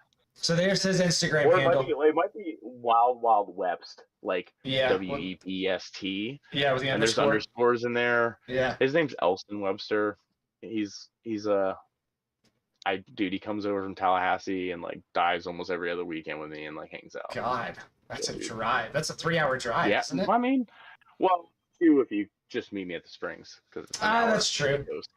I mean, it was a 2.5-hour drive for me to meet you at the Springs. Yeah, well, you see, he's the new you. He literally is Yeah. like he does it a little more often. I think because he doesn't have like a girlfriend and like right now he's kind of floating between jobs. He's a welder, so he's just in this spot where he's like, do I want to keep welding? Should I like learn some new things? Go back to school? So Yeah, trade he's kinda stuffs. Go ahead. I've actually been had him come over. I paid him to assist me with the light painting engagement shoot. Yeah. Yeah, he's a really cool dude. He actually, I'll put it this way. I've realized this. I told him this past weekend. I appreciate him because most friends, like, we go out some places sometimes, and like I feel like I have to like kind of attend to them, like tend to them, like keep them busy and like entertained. But like him, like I could stare at trees for like an hour, and he'd be like, "Oh, Trace is staring at trees again. All right, I'll go do my own thing over Yeah. here." Like, it doesn't make me, like sometimes I just need to be like staring at trees, and he's like, "Oh, cool. I'll go stare at this over here and do this." So it's really it fit our vibes fit. That's good. him right there in the photo. Right there. Yeah, he's a weightlifter, so like power lifter. He's a pretty sexy guy. Any single ladies, hit him up. Okay, well, since you won't give me a favorite shot, because like I said, I know that's kind of hard to choose. There's just so many. You've got so many good choices to pick from. Photos though, they're like stories. So like I just, do you want me to pick the best photo like that I think is the most professional looking, or do you think like you want me to pick the photo that means the most to me? Like whatever you feel in your heart. I couldn't pick a favorite. I like them all. I wouldn't put them out there if I didn't like them. So like I can tell you this. My favorite photo that I have taken so far, I've got my favorite landscape and I've got my favorite portrait. My favorite portrait has not been finished yet. I'm currently working on it. But I know that as of right now, it's from the last paint shoot. I dig the textures, like the lighting and the shadows. Oh, dude, just wait until you see the photos that are coming from the winter one. Wait. I need to be more like you. I need to like sit on things and edit them longer. I'm just like, dude, I'll do things on a lunch break and be like, yeah, that's fine. Put it on my phone. So this is the first time that I've done like taken my time editing. I say taking my time, but so I did that 8-hour stream last week. I think 6.5 hours out of that. No, it was actually 10.5 hours total. So I think about 7 hours of those 10 were actual editing. And I still don't have a photo finished from that shoot. I believe it. Like I still haven't finished a photo from that shoot after 7 hours. Is our art really ever finished? Like, so, are we ever really finished with anything? I will say the photo that's the closest to finishing, I literally just got to go in there and like fix a strand of hair in Photoshop and it's done. So like I know that one's close to being finished. The good old like I need to remove that. I need to clone that out of that. I need to go back and change that real quick. But like I've got, it's gonna be, so I'm gonna do 6 photos out of that winter shoot, and I've got 1 nearly finished, 2 that are probably 3/4 of the way finished, and then 3 more that are either half or less than half finished. And that was 7 hours. I usually try to stay pretty focused on one photo. Before moving. That's kind of what I did. So you'll see why. It's like that. It's going to be a series, so I had to. You'll see. Whenever I finish them, you'll see. Hey, dude, you're better at this networking, like branding thing than I am. Like in like what 2 3 years you shot photos. Like I feel like you've like surpassed me in like the following and like the interactions with followers and stuff. No, like I'm horrible. Your own streaming channel. You're on Twitch. I'm like, what's Twitch? Like what app do I need? So do you know why I started my Twitch channel? To force me to edit, because I was horrible. I would sit down and edit like one photo and call it good. Like I'd be like, oh, I just need one photo for tomorrow. And then I'd call it good. So I never actually would sit down and edit multiple photos. But doing the streaming stuff has made me sit down and edit multiple Well, that's photos. good. Yeah. That's the whole reason I started it. That and because I wanted to do those paint shoots live. That was just a really cool concept to me.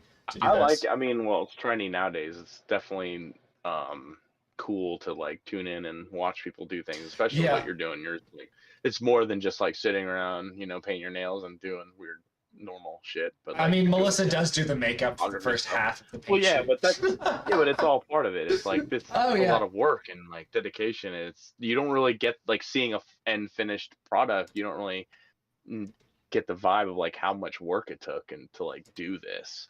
And with the behind the scenes like the streaming stuff, it really gives you a It's- good idea. Like It's fun, and I enjoy talking to everybody that comes into the streams. I really enjoy talking Yeah, to the people. that's Like cool. that's a lot of fun. It's a great network. Like I could really see you doing well on something like Twitch because of the community that's on here. It's fantastic. It's very supportive. I don't think I have seen a single person that is not like supportive and, oh, you want to get to this point? Let me help you. It's so great. more or less just I don't have the time, dude, or the energy. Like No, I know. I have a hard enough time like finding time to go shoot and like and I hate to say it, like now that I'm in the van, you think that'd free up a lot of time, but No, it doesn't.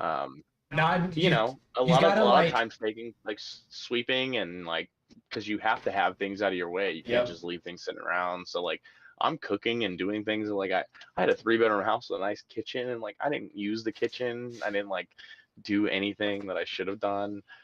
Now that it's on the road with me, I have like the time to cook and eat and grocery shop and like not have food go bad in my fridge because I'm not home. Yeah. So like I'm doing all these things that I never really did before and kind of relearn how to get in a routine of doing it all. So and then with a van on top of it. So me, I'm in the mud and the wetsuit. I'm like wet and sandy and like coming in and out. It's a never ending task like cleaning up. It's like I find that like to even do this tonight, I was like, oh man, I gotta like do all this and it's like I gotta have this like that and like gotta get the light set up. So it's like I don't know. It was just I don't know how people do this for a living. Like how do you do van videos like every day? Like Dude, this is insane. Like how clean you have to keep your van to make it look good. It's just It's crazy. And we kept the bus relatively clean, but that was also because I didn't have a job yet and Melissa did, so it was really easy. Like even the apartment, whenever we moved into it, I kept it really clean. But now that I'm also working a lot, it's a little bit harder. And then streaming too. Let's talk about your work. So you're doing like real estate photography full time now, or what? Yeah. So That's cool that that's like working. So it's really I would love to kind of get into that field of things almost. So here's the fun parts about what I do. I don't have to edit the photos. I literally go to the houses, take the photos, come home, and upload them to a server, and the editing team edits them. I don't have to take the photo. I don't have to edit them. Wow. And I get paid by the house. So like today I shot 5. Yesterday I shot what did I shoot yesterday? 3 or 4, but then the day before I shot like 9. So Dude, like cool that you have that much work though. Like that's my one concern about doing it. It's like so I'd always be like looking for something to shoot. But yeah, so I don't find the customers. I got hired on by a company that's been here up in Denver for 4 years. They've had this branch. So I got hired on by them. And that's why I don't have to edit anything. They find the clients. We use an app for communication. They send me the addresses, the times to go, and if I need a lockbox code, they send that too. I show up at the time, I take the photos. It has on there to do the 360 tour, or they want 40 photos or 20 photos or whatever, and then it's just, and I go house to house, come back home, upload them, and then I'm done for the day, and then I just repeat. I'd be down for this one. That'd be cool. So now I will say this. One of the reasons that I am also about to start trying to do like, I'm about to do an LLC. I'm about to make my own company, and I'm going to start trying to do video work. I really want to get into video work over photography. I love photos, and I'll continue to take photos, but video to me is so much fun.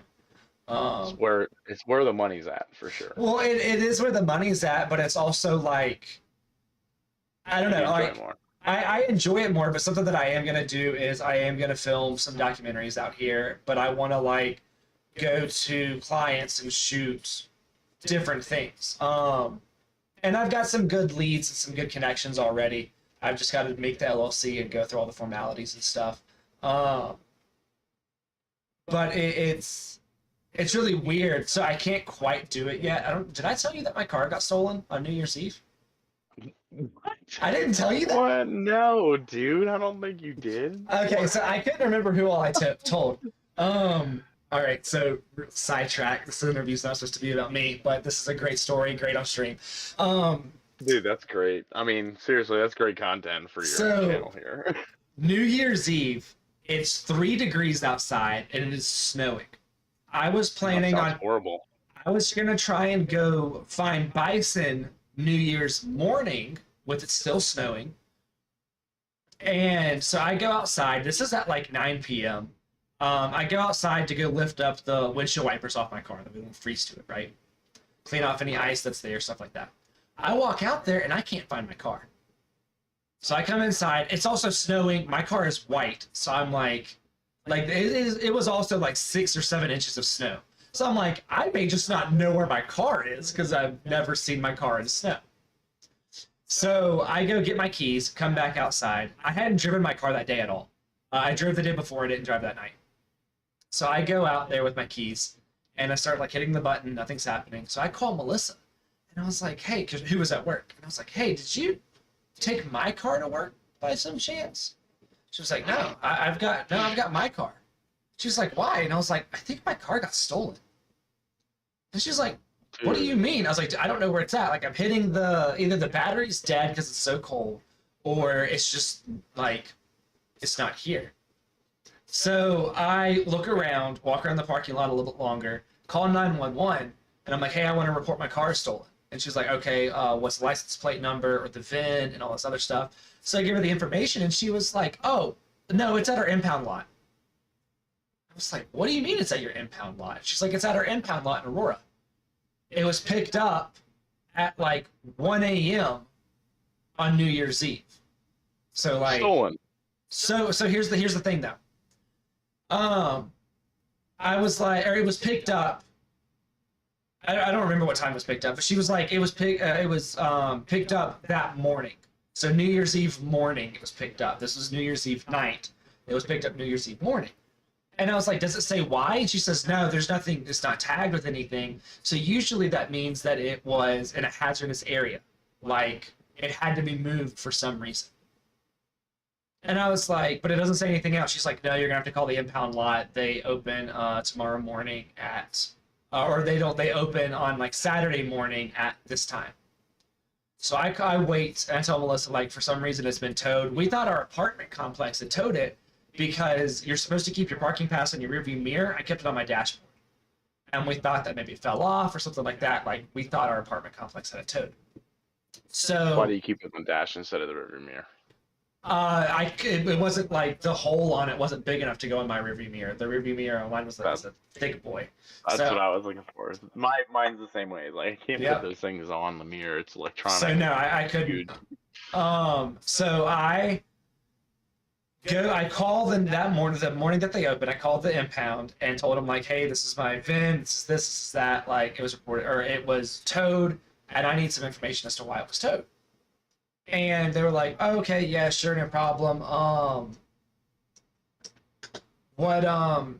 So he was like, okay, it was picked up on this date and all this other stuff. And I'm like, and he said, but it doesn't have any notes on it, which usually means it was found abandoned. And I was like, but it was parked in front of my apartment complex. Like, there's no notes on there that my apartment complex had it towed or this or that. And he said, no, dude, So the only thing that I can tell you is that it says on here that there's no notes, which usually means it was found abandoned and it had to be towed because of the location it was found in. So someone stole it and left it on the side of the road. So, but I kept saying, like, it was in front of my apartment complex. And he's like, yeah, I understand that. So, but he didn't give me any other thing. So we go that Monday to go get it, me and Melissa. And he doesn't say anything about it being stolen yet. We go to the impound lot to get it. And I'm talking to the guy and I was like, maybe you can tell me why it was towed. He was like, there's no notes on it. He tells me the same thing. So he and I are just going back and forth, not like pissed or anything. We're just going back and forth. I'm like, I don't know why it was towed. It was in front of my apartment complex. And he's like, dude, I don't know what to tell you, but on here, there's no notes. So finally, Melissa says, what's the address it was picked up from? And it was not our apartment complex. It was picked up about 5 miles down the road from our apartment complex. So leave it up to the woman to come up with a smart question. Right, exactly. Answer, you know, just so ask them this. So I looked at the guy and I was like, if it's stolen, that means that I can't drive it off the lot, can I? And he was like, no, probably not. It was like, so which car was this? My Hyundai, my white car, my Hyundai Sonata. Right. So I go around with one of the employees. That's not food. So I go around with one of the employees to find my car. The passenger window was either broken or rolled down. The tire was busted. The trunk was open and full of snow. The passenger seat was full of snow because it had been snowing since it was stolen. There was an axe-size hole in the roof. That's the best way to describe it to you. Is an axe-size hole, this big, this shape. So this is in Colorado. Yeah. This is in Denver. Thank you. Was it within your first week or two there? No, we actually got in our apartment in November. So come to find out, the trunk latch on the car was faulty. And I knew that because I hadn't been able to open the trunk of my car in 6 months.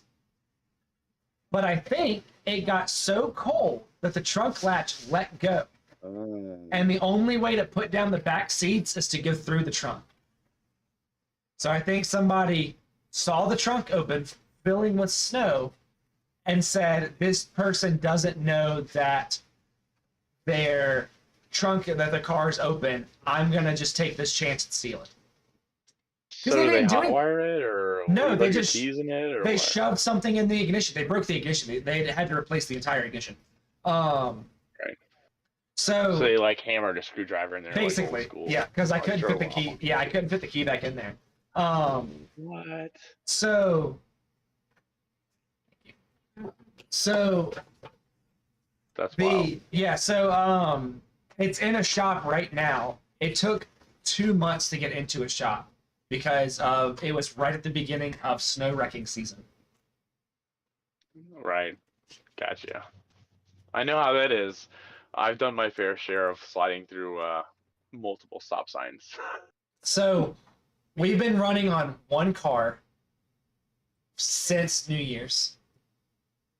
I take Melissa to work in the morning, drop her off, go shoot my houses, and come pick her up. Or if she works nights, I go shoot houses, come back, get her, take her to work, go finish my houses, come upload, and then go pick her up at work at 11 p.m. Hey. Yeah. You gotta do what you gotta do, man. Yeah, but as soon as my car gets fixed, we're trading it in. Do what? I'm glad to see you guys making it work and doing what you gotta do. It's been hard, but you turn a tragedy like this bus that you just paid to have converted broke down on you, completely blew up, but somehow you've we're just gonna relocate over here and continue our lives. It's awesome. Been my mom. Whenever I was telling her everything that happened with the bus, she said that she was like, "So, are you guys staying in Colorado?" And I was like, "Yeah, no, we're staying in Aurora. We're staying in Colorado. Melissa's job is here. We're staying up here." And she's like, "Okay, good. I was worried that you guys were gonna have to leave." And I was like, "No, absolutely not. Melissa makes enough money that I could not work." Sugar mama. Oh, literally a sugar mama. Melissa the sugar mama. What'd you say? Melissa? Said thanks. She said thanks. I was That's all I'm worth. I wasn't referring. I was just, Oh, I call her my sugar mama all the time. Yeah, I all the figured you time. guys would check around. But no, she basically, so the reason that I'm able to do real estate out here and not really have to worry about it, she basically told me if I bring in every month or rent every month, then we're good. Like, Yeah. so that's all that I really worry about. I remember that was. Yeah, I remember that was why you kind of. Your sister said maybe you shouldn't go out here, Trace. Why? Because The my bus car, breakdown story. probably because my car got stolen. Well, good luck stealing it, because I'll be in it. By the time he gets out here, we may own a townhome. It'll be different. No. If I come out there, I'll be like, I don't know, in some forest in the woods somewhere. Dude, there's so much Bureau of Land Management land out here I that know. you can just stay on for I free. just keep hearing about it. There's I know. I just so keep hearing much about it. out I'm like, here. I gotta go. Like, because, I mean, we did all the research to live out here in our bus. So, like, we know where to go and where to stay already because we did all the research. We just could never actually stay out here. Yeah, I've done no research, but I'm willing just to like land on a point on a map. I got friends. That's why I got friends in the area for. You know, they can tell me all the secret spots. Exactly. Okay, let's get back to talking about you because that's what this is about. Actually, can I call a quick intermission break really quick? For Yeah, this? yeah. I'm gonna do a couple things really quick. Yeah, no, you're good. Sorry, guys. Can I mute this audio somehow? Yeah, there should be a mic on there to mute it. Yeah, you're good. You're muted. So I guess that I'll keep talking because I can't shut up ever. That is a flaw within myself. So we're actually gonna go back further, and talk about some of the photos that Trace took around the time that I met him and around the time that I started to really go out and shoot a lot with him.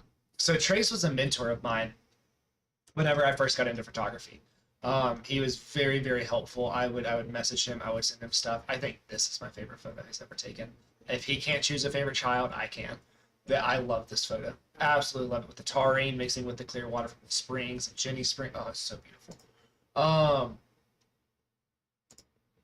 That's a Yazbek suit. So whenever, that's me right there. That is me right there.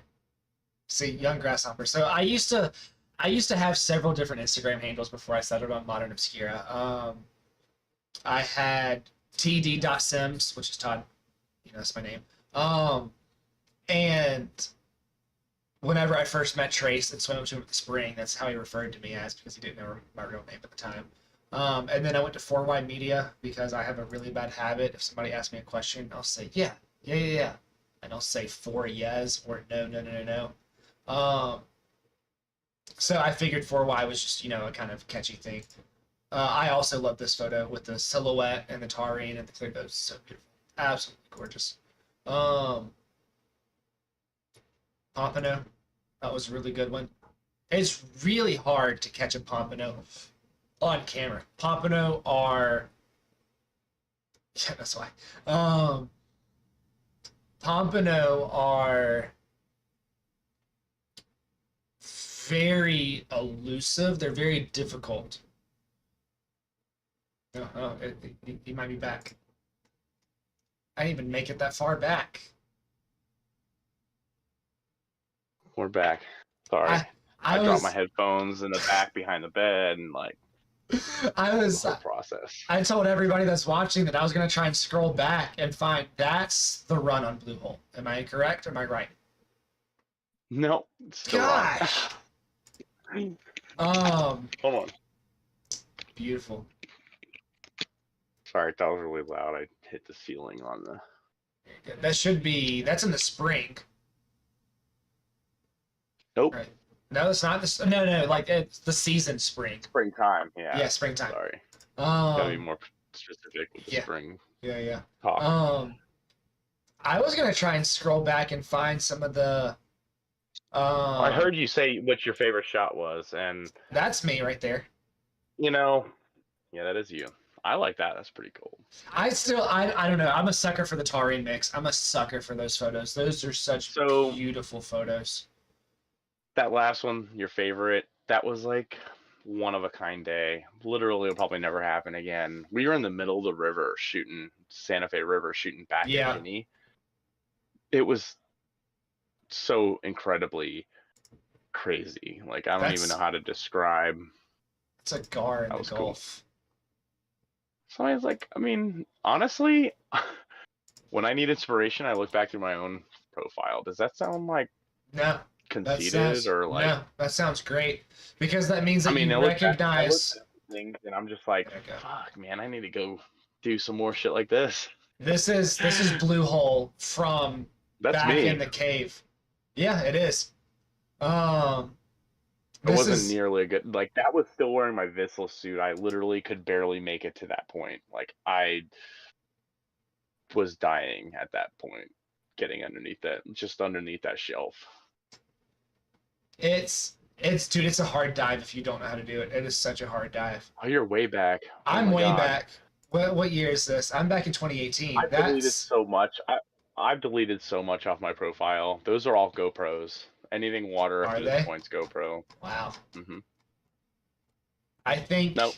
I'm getting into the camera world now. I was trying to find. Let me go back to. You know what? Go down. I like that umbrella shot of Ashley. Honestly, that was my no. You pass it again, but anyways, dude, they're also. I mean, I enjoyed them all. They have so many stories behind them. Like nailing that shot was just that was my first like choreographed underwater shot where like we planned it ahead of time. Everything else is kind of candid. That was like one of my only planned shots, and it came out really well. Yeah, you're good. Where's that like beep?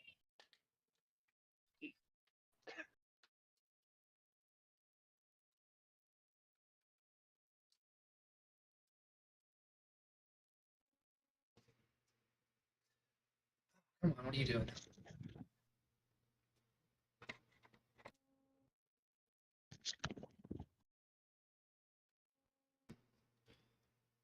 What the hell? Oh no.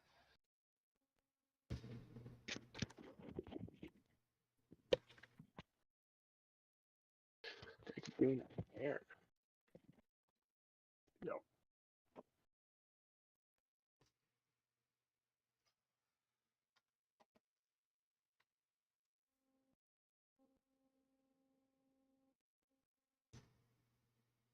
Can everybody still hear me? How's everybody doing out there?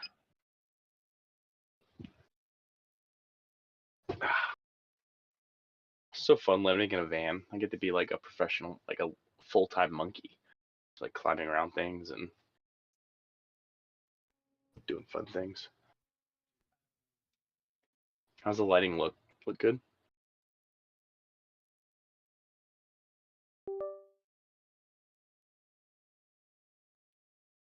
Swear. Yeah, What's going on? I'm still here. So my camera is being weird, like always. Or not Your weird. audio just changed too. Yeah, I know. Hang on one second. So one constant battle of van life when you don't have a cooler style fridge, you have like a stand-up fridge, like a normal one. Always unleaving it, like not leaving, like locking it, and when you make turns, everything flies out, and dumps everywhere. So just a note for anybody who want to do van life: lock your fridge, or get a pneumatic cooler. And you have to worry about that stuff. Do we have any aspiring van lifers in the chat right now? Let Todd know. I can't read anything anybody's saying because that's just so small. But I swear, my there you go. stream is not as jank as it seems.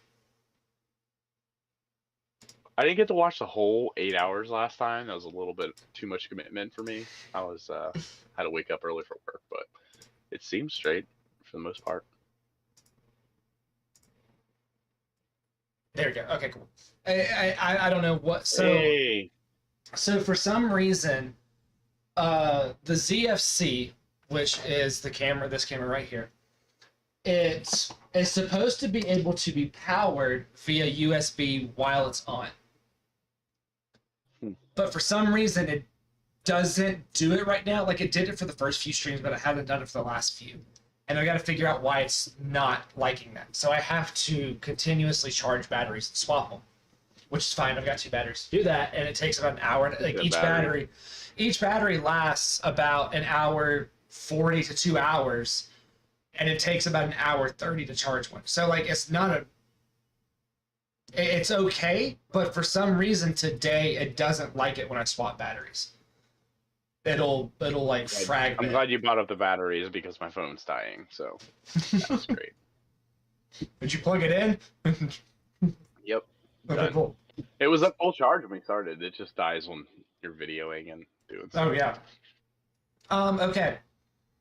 So Hit me with your what? best shot, man. Do what? I said, hit me with your best shot. Sorry, the song was going in my head for that one. What would you say is the most difficult photo you've ever taken? It's another one I'm like stumped on. I feel like all freediving photos, underwater photography, has their inherent difficulties. So it's kind of hard.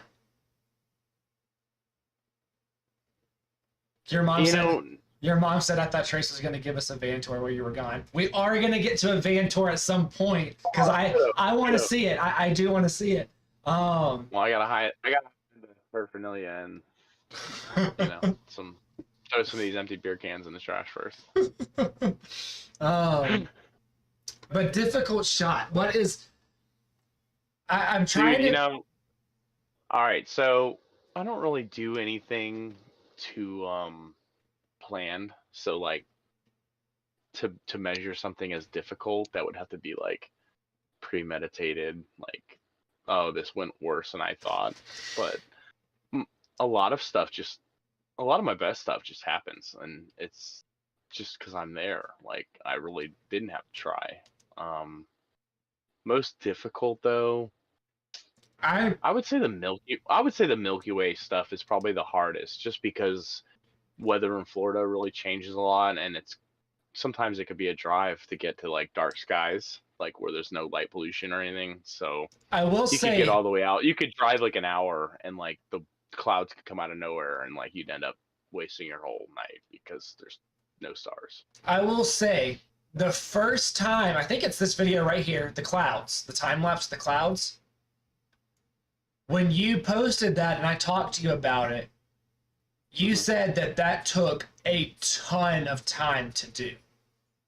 Yeah, but it wasn't hard. Okay. I literally just set the camera up wherever I was and like let it just capture photos back to back. But it did take over 3 months of photo, like just setting the camera up at work, like in the alley, pointed up, taking like 1,000 to 2,000 photos, and then it might not even be good. Like it might be just like a waste of footage. But No, yeah, it took like 3 months to collect all that. it was great. I really liked that. I really enjoyed that. So yeah, that was probably the most elaborate project, I guess, and I did kind of always want to do something like that. I'm trying to think what I would consider my most difficult shot, so that way I could kind of. The nature stuff, I don't know. I don't really measure it as difficult because it's all kind of difficult. Like, Yeah. you just have to be there and like shoot in the right way. So like it's all kind of difficult, I guess. So unless I'm like really trying to go after something in mind ahead of time, doesn't really It's difficult when you have an measure on a awkward scale person for me. swimming for you. No, man, you were great. Those shots are cool.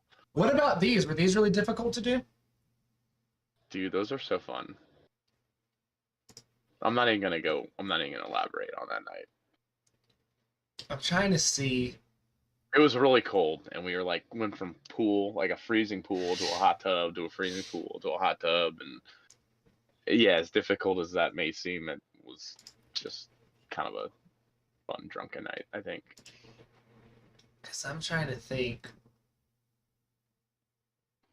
honestly, a lot of work goes into a lot of these shots. I mean, I'm looking at them. Yeah. Like, takes a lot to like that. That required a sand builder, like a professional sand builder, to build the sandcastle all day long, and then leave it up so that me and my buddy can go out and like photograph it at night. And it was like 2 or 3 in the morning by the time we got this shot. So I think your mom just won any contest ever. She said, "Aren't your most difficult shots shoots of family?" Yes. Which I don't have any of those posted, so that's why I'm not being refreshed on that. But yeah, the people photos are probably the most challenging. You know, I will have to say this right here is probably one of the most difficult shots I've had to do. Oh, dude. Like, I can't believe You nailed it. Like, I can't you believe nailed how it. We perfect literally we got discussed it. that for like half a second. I can't believe how perfect I timed it. Because what was her name? Not Jennifer. Jessica. She tried the same exact walk, and I tried to get the exact same footage, and I could not get her doing it. It was like my drone liked you better than her. You know what I always say? My favorite people to shoot are photographers because Yeah, they kind of know what it takes. that's right.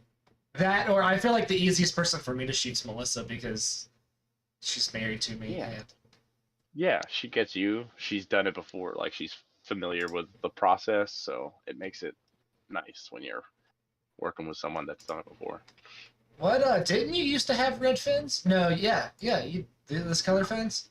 Those aren't. Yeah, they were like burnt, like burgundy, maroon wine colored, orange.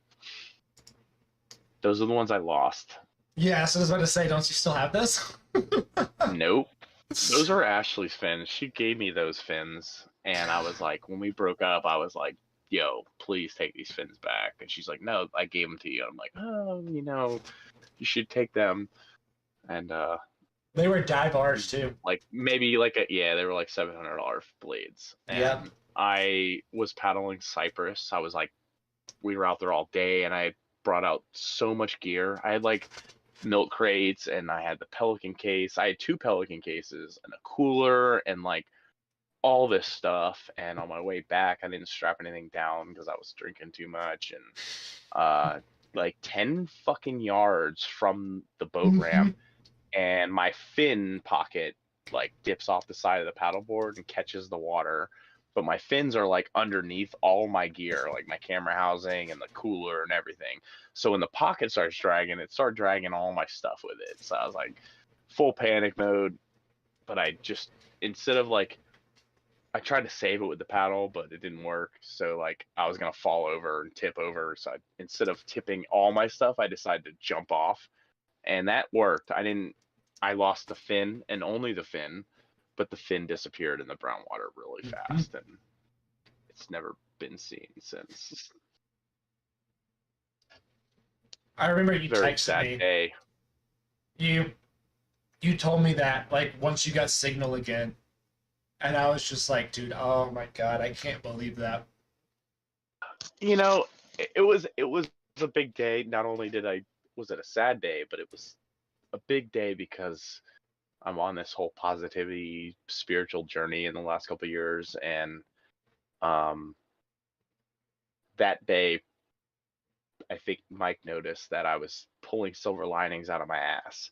He was like, he was like pointing out all these things that I was like being positive about, like instead of like I didn't let it ruin my day, which Kathleen pointed out. But then there was another, like I was telling Mike what happened, and Mike was like, I like that because after I lost that fin, I like brought all my stuff ashore, which was right there, and I went back out on the paddleboard with the one fin that I had left. And then I borrowed Kathleen's like little short kicks to like so I could kick with not one fin.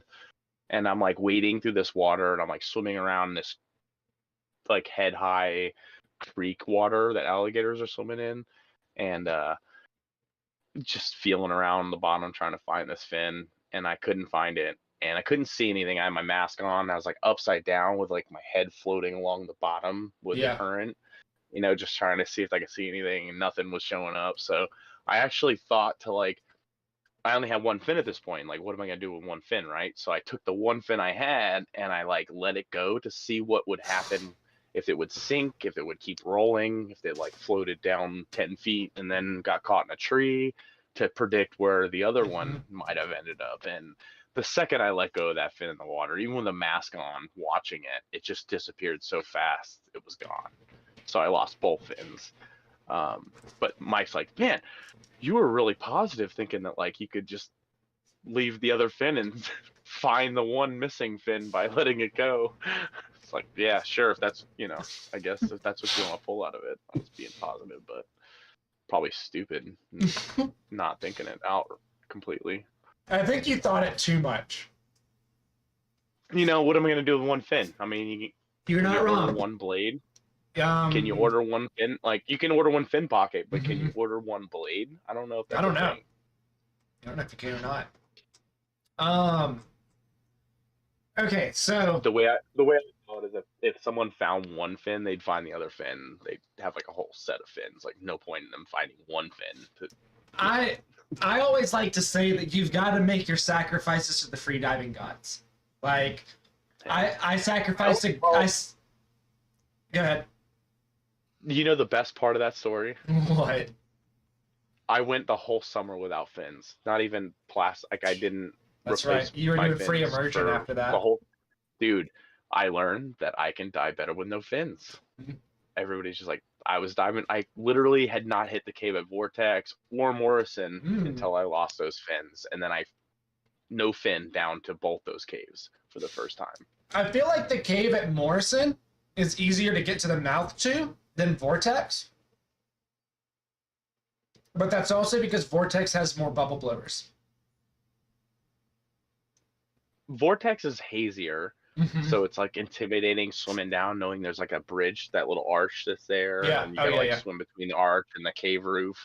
So it's a little more intimidating in that fact. Vortex does have a line, so you can just follow the line now. But when I had my fins, we did Vortex quite a bit, but I still didn't hit the bottom with the fins because it was just so hazy and like intimidating. I just freaked me out. So like one day it got clear and I took like my no fin self and like swam all the way to the bottom, and everybody's just like, dude, you looked so good. And I'm like, yeah, man, I felt good. And like, once you do it with no fins, like doing it with fins is not really, I mean, I guess it doesn't really matter to you much. What are you drinking? Sweet tea. You went from a water bottle to a covered cup. What are you drinking over there, Todd? Raisin Cane's sweet tea.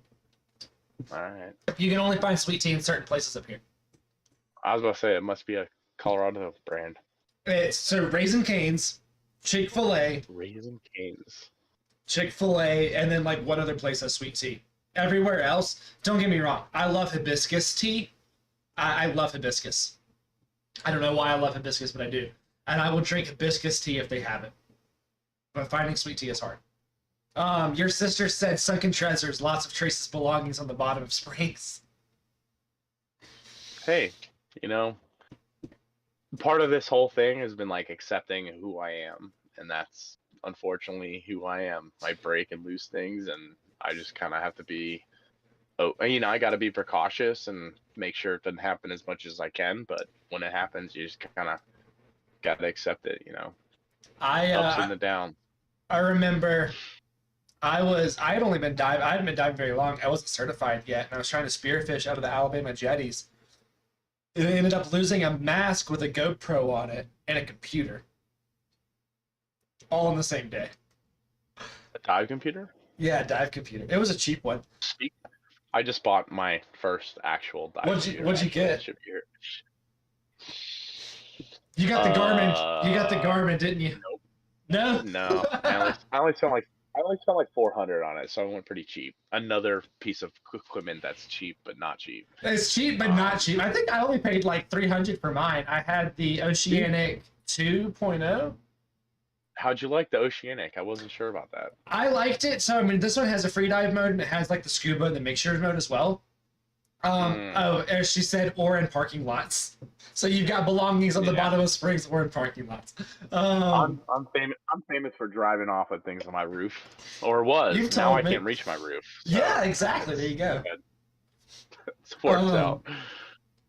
So I liked the.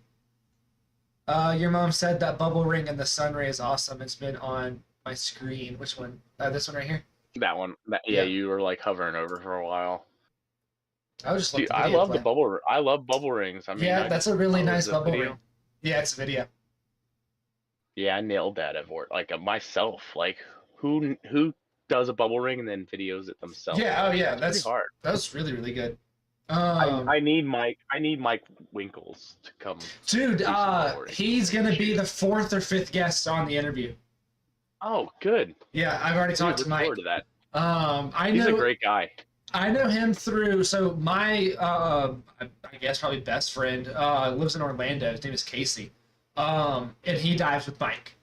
I'm pretty sure. Yeah. He dives with Mike. Have you ever met Mike? I've never met him. I've just talked to him online and heard about him through Casey. He's awesome. He seems like a really awesome guy, which is one of the reasons why I asked him if he'd be up for doing this. He does a lot of stuff on the paddleboard, which is one of the reasons why I wanted to get him. He does a lot of stuff like that, like above water, but near water. He's pretty much sponsored by like all the companies you want to be sponsored for. Yeah, I can't wait to have him on. He's going to be really cool. GoPro pays him like a ton of money the way he makes it sound for like what he does, and I'm just like kind of blown away by how he does it. But hey, I wish I knew his secrets. I'm not gonna lie. No joke. It's all marketing. It's so crazy. Yeah.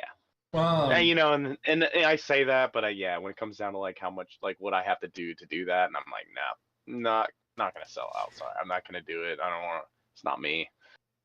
Yeah, it can get really political and hard. I was talking to somebody about magazine publications, how they get really political, really really weird.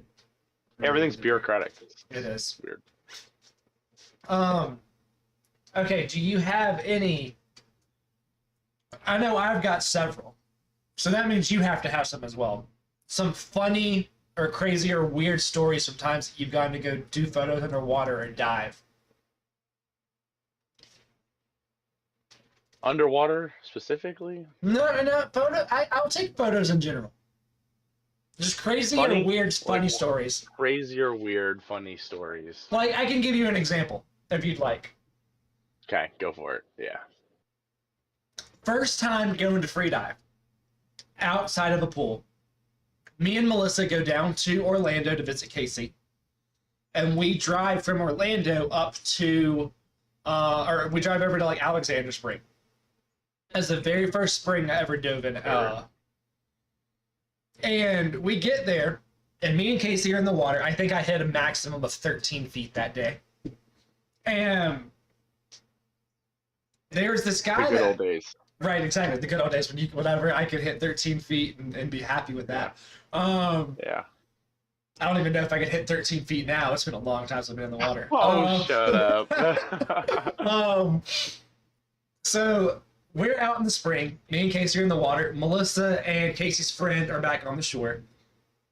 And we swim over there to see what they're doing, see if anybody's hungry, stuff like that. Check to see what time it is. And there was this guy up there that had like hiked to this point.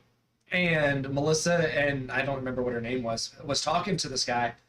And him and 4 other people were hiking and meeting at Alexander. And then from there, they were going to start heading up to the Appalachian. Sounds like Doug. So I don't remember what his name was, but he was waiting for the other 4 people to get there. They were supposed to get there at some point that day. They were going to camp there, and then they were going to start hiking the next morning. Mm-hmm. So we were like, oh, that's really cool that you're doing that.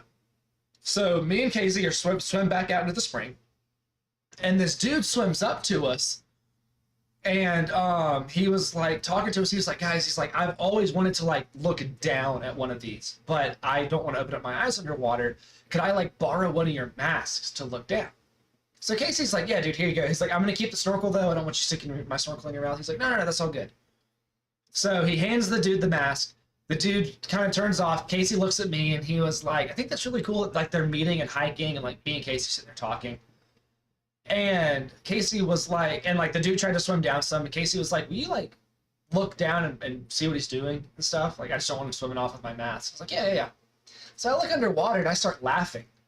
And I stick my head up and I said, Casey, did you realize that he was butt naked?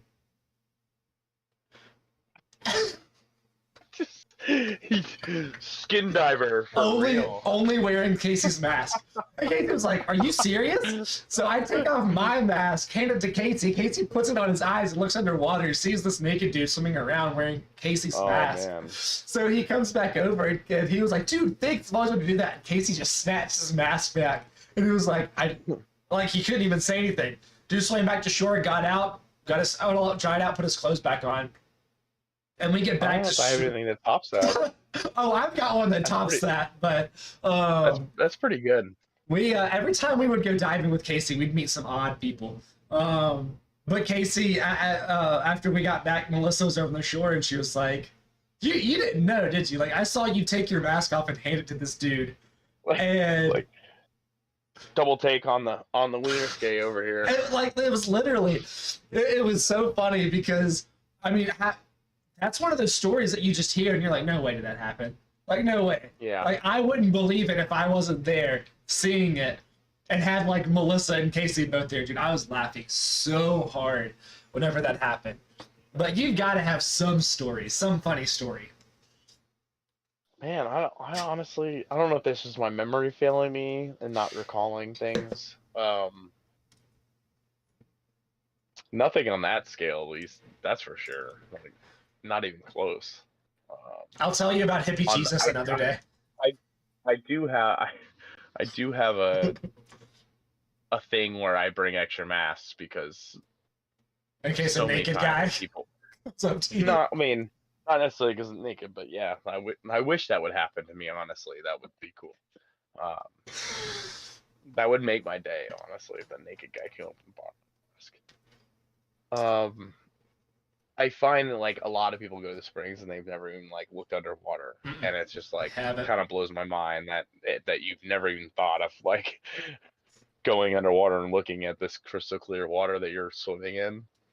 It's just so I always carry a mask for that sake, and In case somebody usually wants give to them the see it. mask and it changes their whole world. Like they're just they can't even believe that they're swimming in like such a magnificent place. I had a lot of people at Blue Hole that were not divers that would swim out and just absolutely refuse to let their feet touch the eelgrass. I mean, were they that tall? Because you really can't even touch that shit. That's No, like they 10 weren't. feet. That was the funny part, was that they were like, if they saw underwater and saw what that weird looking stuff was, because like you can't tell it's eelgrass until you go underwater unless you know what it is. Right. So like they Right. would look at it and they'd be like, what is that stuff? And I would tell them like, it's grass. Oh, I'm not swimming out there. My feet touch that grass. You never know what's in it. And I'm like, there's nothing in it. There's nothing in it. Do you see there's like 50 divers out here right now? There's That's the nothing thing in with this the blue grass. hole. That's why I love the blue hole so much, because it from the surface it looks like a swamp. Like you would never want to go in that at all ever. It's so dark and like mysterious looking, but And then after the nobody first knows. time you Like it's you like the do, it most glorious changes your thing you world. stick your face into. It like the bluest, literally clearest water you'll ever see in your life. changes. Like It's so cool. how And I you mean see the cave things. system alone is just like one of a kind, you know? So I don't think I said this earlier. When you go through the choke, and whenever you go absolutely through it, it opens up into an upside down bowl. And that sand mound kind of comes up in the middle. And then you can go to like the outer edges of the bowl. And I think It's called a ballroom. a ball, yeah, the ballroom. But you can go like I don't know, it's you will never see anything else like it. It's the closest thing we have to like cenotes from Yeah, Mexico. that's exactly what I was about to say. It kind of reminds me like of Phil's cenote. The cenotes are much larger scale, Yes. but it is the way that the bottleneck pinches the light. Like when the sun is overhead, and you're in the ballroom looking like you're like under the shelf looking back at the hole. It just creates such good beams. It's And you unreal. can't see anything outside of the light. Like, right, everything's black, like just pitch it's black. literally like if you look away from the light, your eyes will adjust. But if you are back on like one of the walls of the ballroom and you're looking at these light rays coming through, everything else is pitch black, and it's like nothing else matters. Like it's like nothing else exists except for you in that moment.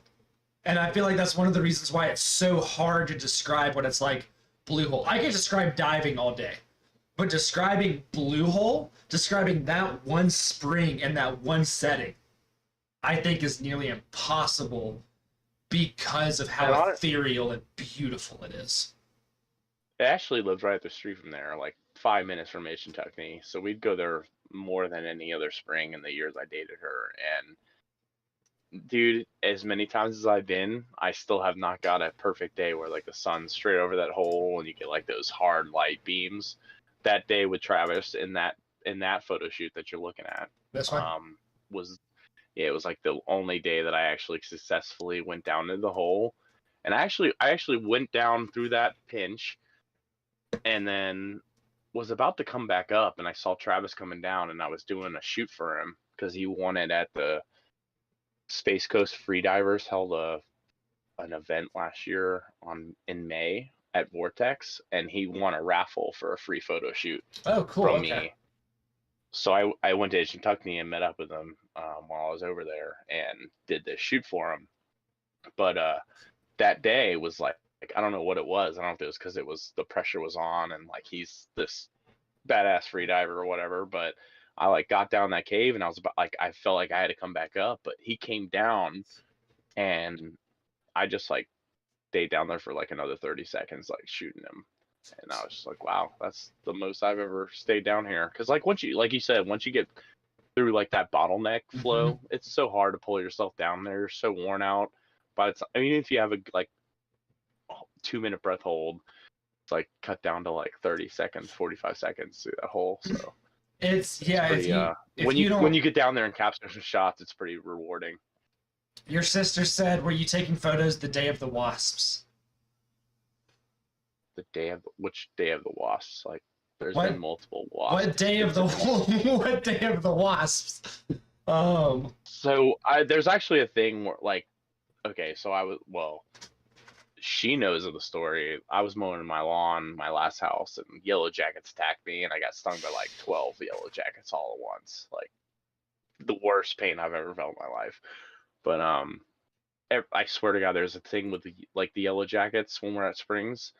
Kathleen and Mike have both had wasps in their drinks, like red cider and Bud Light cans, like that you leave untended, and like the wasp will go in there for the sugar, and like you go drink it, and they'll like sting your tongue. So that's actually happened horrible. On two or three different occasions. I don't know if she knows about that, so I'm not sure if that's what she's asking about. Yeah, that sounds horrible.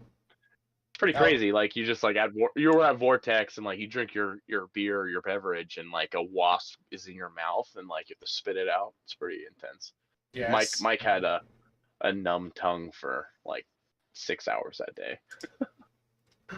I hope he's watching. I hope he had a Kundalini yoga tonight, but it's 9 o'clock now here, so he should be tuned in. It is. He's probably wondering where the hell I am because he's like, let's hang out after your thing. And I'm like, maybe.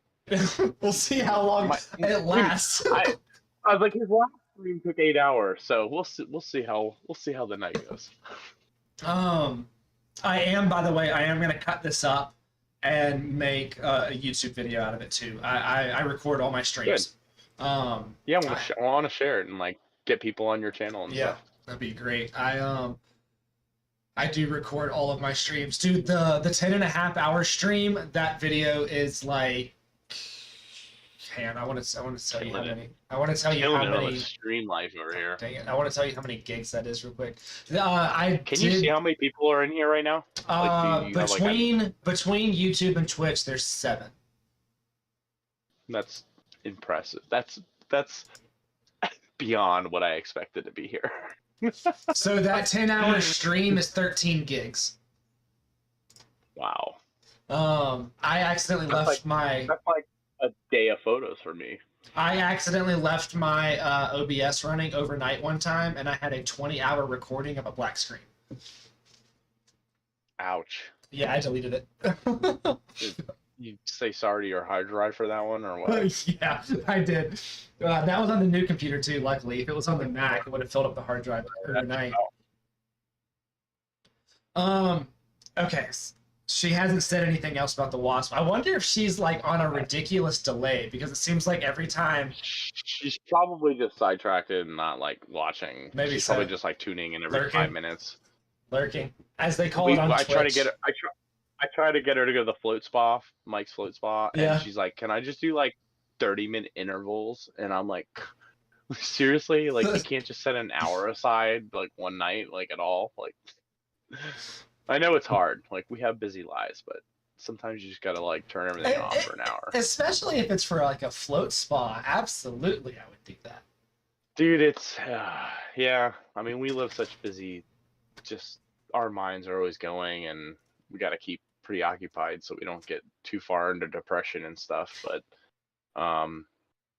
setting yourself aside an hour a day just to like be with your own thoughts is, I think, a necessity, honestly, at this point. Like, we have so much interaction and like stimulation externally that internal is desperate for attention.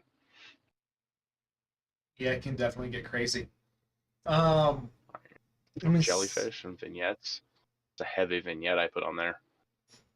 I think it's Honestly. because that was Looks that's really dark and contrasty from here. that's me right there, and this day was very sedimenty on the surface.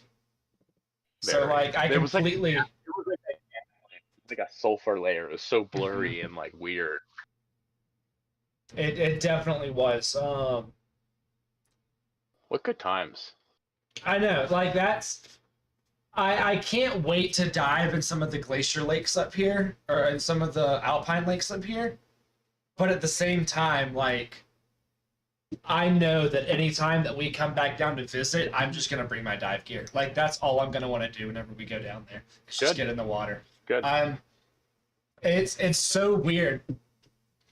Cause like I can drive 20 minutes down the road, take pictures of bison and all the mule deer I could ever want, and elk. If I drive another 20 minutes after that, like, but something about saltwater, like it's unbeatable in my opinion. Whenever it comes to stuff like that, I don't know. I have this thing with like human nature is like, we want what we can't have. So the second you move away from something, you want it back. So Well, and I think what awesome. really sucked for me though was that when we moved, I was just like, the 2 months before we moved, I was plagued with ear infections, nonstop. Dude, I feel you. This whole last summer was double ear infections back to back, like all summer long. Not to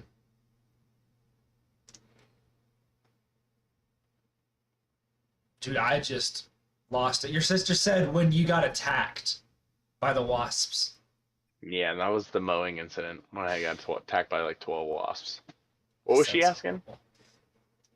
She just said, "Were you taking pictures the day of the wasps?" And then she said, "When you got attacked." No, I was mowing the lawn. I mowed over a yellow jacket nest, and they fucked me up. I'm gonna let that play while we talk because that's beautiful. That's a really good time lapse. And then you even got the stuff of your band in it. It was a little reel. I probably put it to some sound that everybody else uses.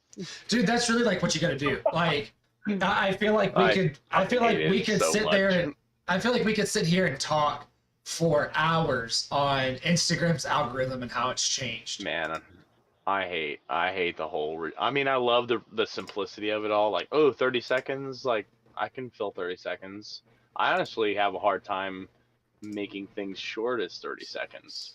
Yeah. But it's a very simple, like, creative outlet, but at the same time it kills creativity because you get rewarded for using and being the same as everybody else. So it kind of deters from the whole art of everything, I think. there's so many reels that I've seen where it's literally a trending song and nothing happens, and it's got like hundreds of thousands of views. Yeah. And why? Why? Crazy. Like, I don't understand it. I really don't. And like, not to be conceited, but I'll see a photo pop up and it's got like 500 likes, and I look at it, and it was taken by like a photographer, and I look at it and I'm like, I take better photos than this. Right. Like, what the hell's going on? And it's just because they know how to market themselves. Like, it's literally, it's their marketing, and that's really all it is. That and art's completely subjective. Like, it's just Art is completely subjective. I will definitely give you that. And unfortunately, the population is their idea of art's way different than what we tend to want, I guess. Yeah, I feel like it's fine. I feel like there's really no way to take underwater photography without being artistic. Like, there is, I don't think that you could. It would just honestly, I feel like it'd be hard. What you were just saying was like, I don't want to feel like cocky or conceited or anything, but it's like there's a lot of underwater photographers that are like making way more ground than me, and it's like I just don't see it. I don't. It's just like you took your cell phone in the water and took some photos, and I will say this. I really think that Sync Phase could have been something. Like, dude, I dug it. I actually heard while I was taking my intermission. I heard where you got the 4Y media from, and I never knew that at all. I always liked the 4Y media for some reason, but now that I've heard like how you used to say 4 yeahs or whatever, that just makes it all that much better. It was funny. I think the reason I actually changed it was because whenever I started looking at doing LLC stuff, there was already a 4Y Media LLC. Oh no. And I was like, okay, cool. And then the second you change the Modern Mascara, you have somebody like fretting about you stealing. Dude, that was like, but did I ever tell you like the resolution behind that? It wasn't the name Modern Obscura Media. It was the fact that I had the word modern in there. Had nothing else to do with the rest of it. It was the word modern that they didn't like. And they. Do you have a copyright on that or what? Do I? Oh yeah, I know, right? And like they got a copyright. I don't. It was. They sent me message after message on Instagram about how they were gonna sue me, and like, don't be surprised if cops showed up. I know it was a troll. It had to have been a troll because like right after I blocked them, they just deleted their account. So like it had to have been a troll, but this person sent me message after message about how I put the word modern in my name. They said I swapped from 4Y to Obscura Media, and then like a month later added the word modern to it. And I was like, that was never the case. I remember you sending me some screenshots of the conversation. And like, wow, when that happened, I was filming with Freddie and Muffin Jaw Designs at one of their demos. Like, I've got my camera in my hand filming these people blowing glass in front of, like at an event. And I start getting these messages from this person. And I'm just like, what the hell's going on? That's when you just gotta ignore that shit. I ignored it until the shoot was done, and then I just kept taking them on. I was kind of having fun with it at that point. I've spent a lot of time the last month or so ignoring my phone quite a bit. I have probably a lot of mad friends and stuff, but I just get out in the wilderness and kind of forget the phone even exists. You know what's great is that in order for Melissa to forget her phone exists, she just has to put it down somewhere.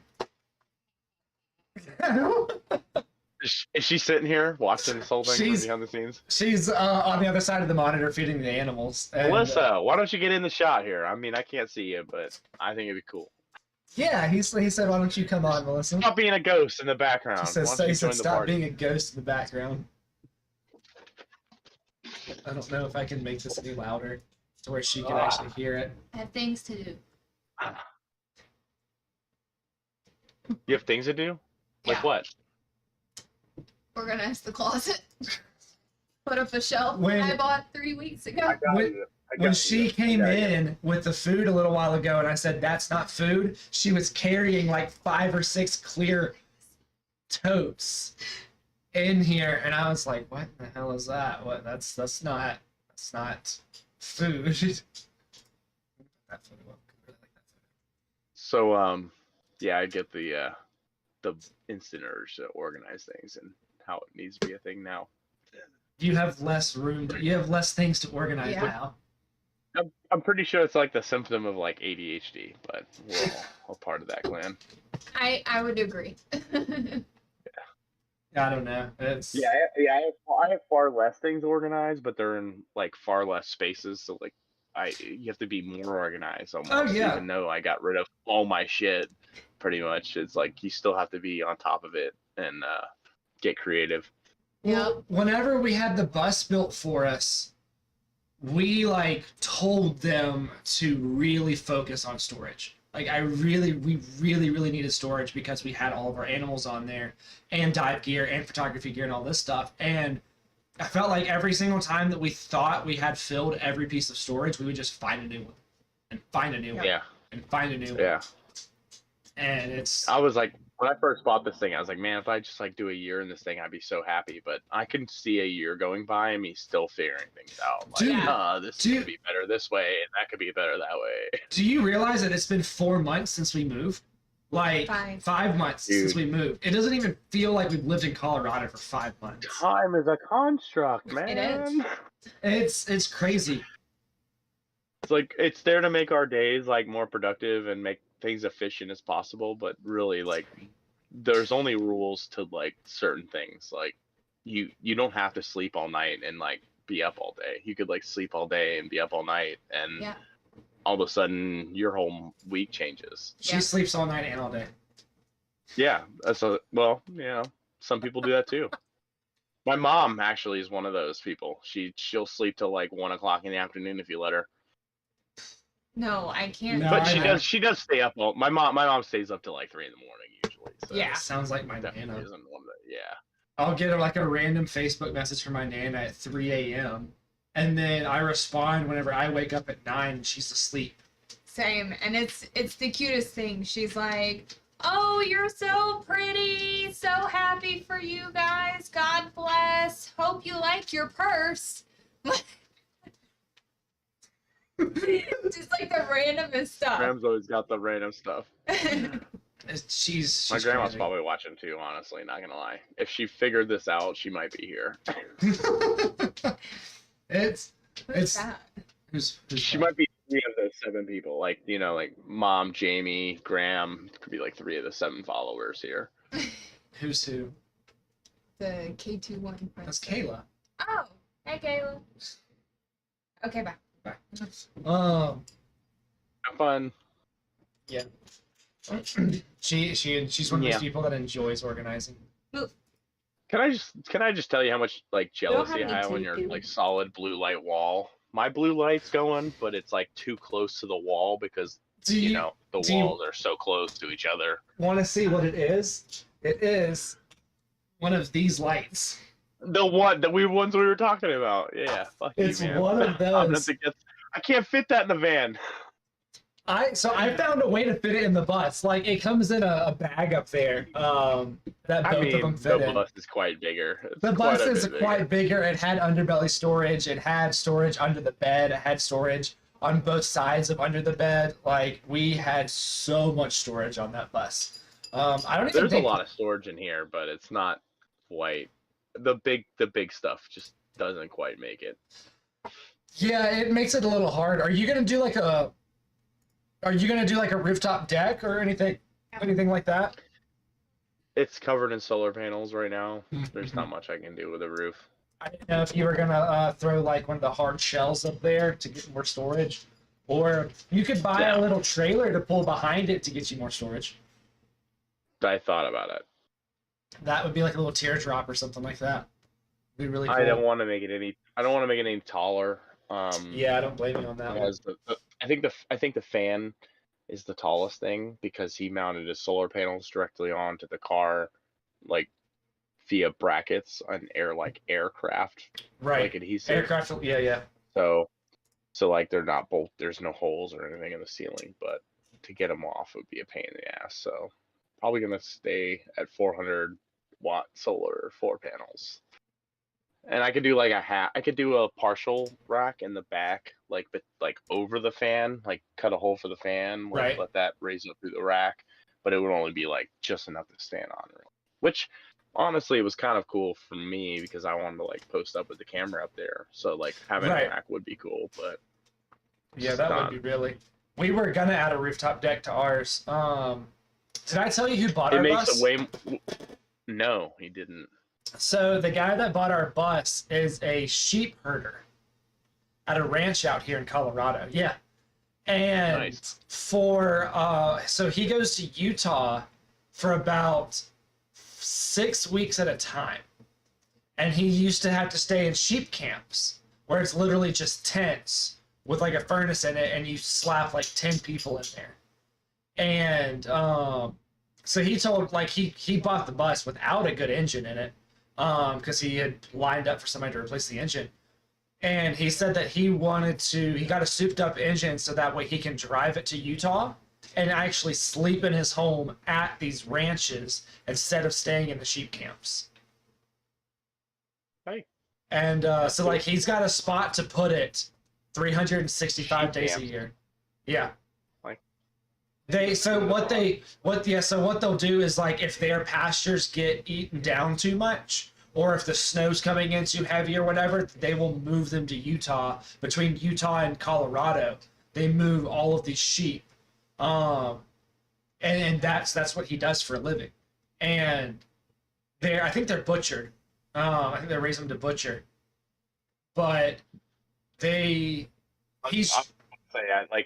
honestly, I want to go pick up that job when I go out west. like he's I don't think I can literally. help butcher animals. Yeah, he's literally like in Colorado for 6 weeks, in Utah for 6 weeks, in Colorado for 6 weeks, in Utah for 6 weeks.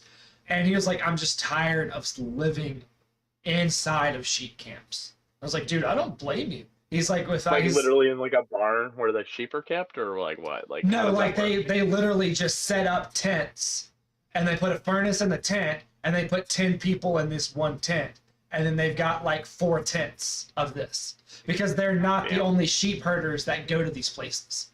Other sheep herders in the area. How long? Like they just do that constantly, all the time? I think they like he's usually in Colorado for about 3 months at a time during the summer, I think. But once it starts getting cold, they jump back and forth between the two. Like it was a little difficult getting the sale done with him because we would figure out everything that we need to figure out, and then we wouldn't hear from him for 4 to 6 weeks. And then we would just have to wait for him to get back here and get signal again. Right. So then we could do the next steps of stuff. Do we just move on to the next person, or we Right. stay And with like this guy? every time that we were like, maybe we should move on to the next person, like the next day he called. And we never contacted him. We never told him like, hey, we're thinking about doing this. It was just like, oh, well, never mind. He ended up buying it though, right? Oh yeah, he ended up buying it, dude. He gave me Perfect. he gave me cash. So he showed up with $30,000 cash. Oh. And Nice. and then we got 6,000 back from the people that we bought the bus from because of the issues that we had from it. So we ended up getting back 36 of the 42. Which isn't that bad. Now we did lose money on the initial repairs and the towing and stuff like that, but that's okay. What did you list it for to begin with? Like when you went to sell it once it blew up. We listed it at 40 and we paid 42 for it. And the reason that we listed it at 40 was because we asked the people that did the bus for us if they were to do an exact replica of it now, what would they charge? And they said 62 for it. We paid 42. Why didn't you charge 62? Because that would have been with a working engine. Oh, so you didn't even fix the engine. We sold it as is with a bad engine. Oh, and you still came out kind of negative. We came out we came out $5,000 under, which still isn't bad. Like for everything that happened and just to get money back, Honestly, I'm just like, look at how much money this guy made on this van off me. I'm just like, there's no reason you should be coming in under on vans or like any kind of living Oh wheel no! situation. If that bus would have had a good engine in it, we could have sold it for $62,000. We could have made Right. $20,000. Right, that makes a big deal. Yeah, but like I pay way too much for this thing, but because they're so hot commodities and I wait. it's like a housing market. It's just like the housing market. Well, because the housing market went up, more people are wanting to live in vans because they're just in RVs. They're just practical compared to houses. Dude, out here, I was talking to somebody. I went and took photos of a townhome that I think 5 years ago they paid $120,000 for. They're selling it for $500,000. Yeah, Like that is Crazy. insane to me. crazy. And I bought my house. I bought my house for $70,000. It was a short sale, almost a foreclosure. Like it was gonna be a Right. foreclosure in like 2 weeks or a month or something. But got a 3-bedroom house, 2 bath, $70,000 like 10 years ago. And who would have thought I got $180,000 for it, yep, cash. No inspections, nothing. Like it was like within a day or two of listing it, it sold. And I feel like I could have made more money. that's kind of what ours did. Ours was halfway through a renovation, so we thought it wasn't gonna sell. We ended up getting 20 over what our asking price was. That's good, dude. Yeah. People are just wanting housing. They just need it, you know. And the person that bought ours, There's not enough land going around. well, so we had 5 acres that we sold our house with, and the person wanted it because every other house in that area that had 5 acres or 3 acres or more, it was $500,000. So like that's why ours sold. Ours sold because it was a roof and because it was on 5 acres of land. That's the only reason our house sold. Dude, can't even find 5 acres in Florida anymore. It's like No. impossible. My dad had somebody that he used to work with that bought land on the Intercoastal before they started making the Intercoastal, and dude is now a multi-millionaire. Yeah, I bet. Anybody Like- that bought land like here in the 70s or 80s is probably just like rolling in gold right now. Absolutely, absolutely, it's insane. And we're gonna possibly look at buying a townhome whenever our lease is up, which should be November, December, or January, somewhere in there. But if the market's the same way it is now, then we're gonna rent a 2-bedroom apartment. We don't have to buy, we don't have to have that stuff. I mean, it's just us. We don't have to have that. Like, I go take photos of houses all the time, and I'm just like, I always wonder, like, if I would ever. Why do you need this much house? Right.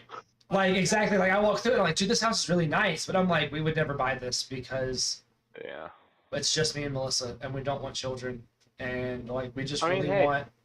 we really just want a place for Like- people to come visit us, and that's it. And plus, we may only be I in really was Colorado. I was really looking forward to come like van lifing next year bus one day, but Yeah. I mean, you can still find the same bus, I'm sure, if you go to some, sheep camps in Utah. I don't care about the bus. It was you guys I wanted to come No, camp out next to. So we've been up here for 5 months, and we have yet to have somebody come visit us. We had friends that moved to do what? I'm on my way. Sorry. Our friends before about a year and a half before we moved up here, they moved from Alabama to Salt Lake City, and we visited them 2 months after they got in their apartment. They texted Melissa and they were like, "Hey, come visit us." So we flew up here and saw them, and they had been in their apartment for 2 months. And I told Melissa, "It's like we've been in ours for 4 times as long, and nobody's come to visit us yet." Hey, man, don't take it personally. Oh no, we aren't. Mike, we've got if my sister wasn't getting married in April, I bet you my parents would have came out here already to see us. But they've got to do stuff for that wedding.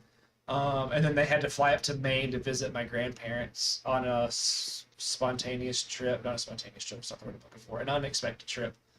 So like I understand why nobody's came to visit us. We actually flew out to, so for us to fly to Salt Lake City, it's like $100 a person. Yeah, for us to like fly from Denver to Salt Lake City. So we flew out to see Sydney and Jordan in Salt Lake City skied for the first time in our lives, flew back, and then 2 weeks later we skied here. Nice. So it's crazy. I was telling David that I wouldn't be surprised if we just like hardcore went into skiing. Because have you ever gotten to ski? Me? Yeah. No. It's weird if you Just don't. the knockoff snowboarding that I was telling you about. Yeah. It's weird, but it's a lot of fun. And like, Yeah, I hear it is. it's almost like, to me, okay, so the thing is with freediving, and when I always like to take it back to, I guess, subject. Anytime somebody would ask me what freediving is like, I would always tell them it's the only time where I can not think. It's one of the only times that I can actually make my head go blank to where I'm only focusing on what's in front of me. And like, even when sharks were around, even when I had my camera, I wasn't sitting there like, is my exposure correct? Is it this? I would, once I did my entry dive and I would start kicking down, everything in my head would just go away. It was like the deeper I went, the less loud the thoughts were. Yeah. And it's almost like that with skiing. Like, and that might just be because I'm only really doing greens right now. But like, you start going down the mountain and you're just taking in these beautiful views. And you're just looking around as you're going down the mountain. And it's just like, this is really beautiful and really cool to just like think in the moment, kind of like freediving. And like, I think that's one of the reasons why I really enjoyed it.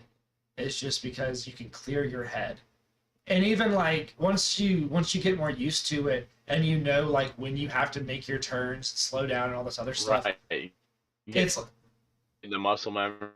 Yeah, like once you get the muscle memory, you can just kind of let go and do what you need to do, and your body will just do it. And it, just like freediving, once you know the muscle memory of, I need to EQ at this depth, or I need to EQ at this feeling, and like all this other kind of stuff. Like when I first started freediving, I'd go down and I would wait for the contractions. But then as I got better and better, it was, I would go down, and once I got a contraction, I'd look at my computer and be like, I've still got time. And then it was just like calm serenity until I was like, all right, it's been a minute and a half. Let me get It's always about like having that confidence. And like, even I'm sure with skiing, like once you've done it so many times, you like have this confidence that'll let you like push a little bit further. And that like that constant like gain of like, you know, like you're building, like that is what feeds you to do it. Like, it just feels good. You get to be like in tune with yourself for a minute and push yourself to like these places that you didn't think that you could do, and then you get to enjoy beautiful sight while you're doing it. So yeah, freediving and skiing hand in hand probably on that. I will say though that like the serenity from freediving, I don't think is anything that you like. I don't think I could ever feel that again without freediving. Like, I don't know, being down on the reef. So. Do what? Maybe. God, Go into base maybe because it's freediving, like no gravity. It's hard to feel. You're breaking up. You were breaking up pretty bad there for a second. Same for you. That was I said skiing. Yeah, I said skiing and freediving is probably pretty similar in that aspect. Like, you get like attuned with yourself for like a good minute or two, and every time you do it, you kind of just adjust more and more to it, and you get these beautiful views while you're doing it. So I don't know, because like they're pretty similar. With skiing, when you run the trail the first time, after that, it's just like, all right, let me see if I can do this without falling. All right, let me see if I can like change this up and become better. With freediving, it was literally, you go down, you see one thing, you go up, but then you go down a second time, and all of a sudden there's a turtle or a ray or a shark or different fish. Like, there's also that sense of discovery where, like, I would when we were in Port St. Joe and me and David and Ian were diving, I went down with David, and as we're going down there, David shoots a fish. He's pulling it up, and I'm following him, and I see this beautiful loggerhead turtle. And I immediately like tell myself, I've got to stay down here. I mean, we're at like 80 feet doing this, and we're kicking back up, and I see this turtle, and I immediately stop and turn around and go back down to 80 feet. We were at like 60 whenever I spotted this thing. And like, I look at my computer and I'm like, I'm following this turtle. I Like, got time. yeah, like literally, I look and I'm like, I'm gonna make myself have time for this turtle. That's why I got a watch. I just bought the watch because, like, man, I need to keep track of this time a little bit better. So you're gonna notice I want to something. know that I can last. It's gonna be interesting to see how you do with it. Diving with the computer can hurt you or help you depending on how you use it. Yeah. So like, Yeah. there were times when I would go down and I'd be on bottom. And granted, this was spearfishing, not with the camera, because I never made my own dives with the camera. I would always go down with somebody else, or I would always be the first person down, because once you shoot that first fish, and the reef gets disturbed, and your chance of getting a second, third, and fourth fish decrease every single time you take one.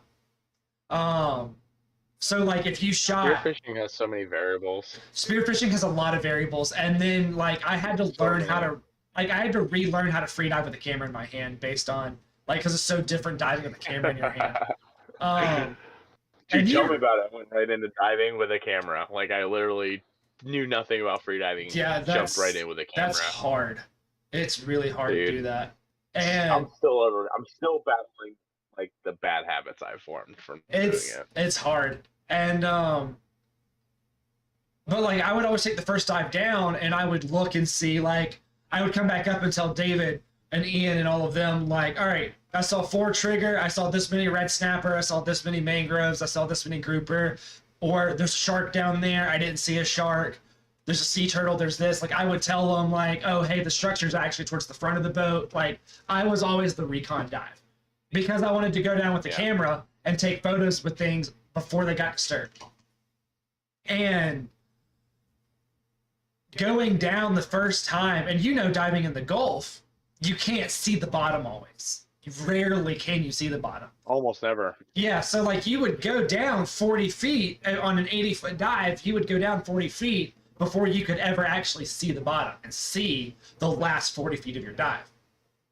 I can't speak there because I've never dove 80 feet, so. So it's because of the thermoclines. Everybody thinks I'm like some badass diver. Never been 80 feet, just so you know. I've never been 90. Yeah. I've never been 90. Honestly, the Gulf is that's why Harsh. I don't really favor it very much because you have to pass like 60 to 70 feet before you get to like that really clear spot. Mhm.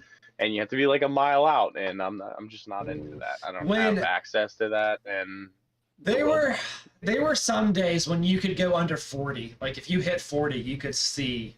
I mean, you would have 50-foot, 60-foot viz after you went 40 feet. I mean, there are days where I've been like 20 feet, and it's been at least 50 to 60 foot. Viz, Yeah. So that's there was 1 or 2 days that we had top to bottom viz in 55 feet of water, and that was so much fun. That day, that was the. Go ahead. Now that I'm in a van, dude, I'm gonna hopefully spend way more mornings and time accessible to the water. It's the beach. It's crazy, and I don't know. I always enjoyed saltwater over freshwater. I enjoyed going out in the Gulf rather than going into the springs. That was just me. I was a spearo at heart. I love spearfishing. Okay, that's another question I never got to ask you. Do you have a photo that you've missed? Like the photo that haunts you? That something wasn't right, it was something beyond your control, that you missed a photo that haunted you? Every single one. Every single one. You got one in mind? I A particular literally one. everything I shoot is just like, man, next time I'll get it perfect. So I'll tell you mine. I don't know if I ever got to tell you mine. We were out of Pensacola, which is where we typically dove out of, and we had a newer diver with us. She was certified, but like I don't know if they should have certified her based on depth. Like, she could hit 60 feet. It's an FII freediving. It was an FII, and FII is supposed to be really good. That's what I am, is FII. But like, she got trained. Who's got like the 30? Like all you got to do is like That's 30 Patty. feet, That's and then, Patty. Like, yeah. Okay. Yeah. Patty certified. So we were out. I mean, she like, so if the Gulf was too rough, they would do your dive in vortex. And what they would do is they would have you go down to the bottom of vortex, which is like 45, 50 feet, and stay there for the amount of time it would take you to hit 66 and then go back up, right? So they certified her on that premise, but like, and she could probably hit 60 feet, but she had no bottom time. She never done it though. She never actually hit 60 feet. Right, exactly.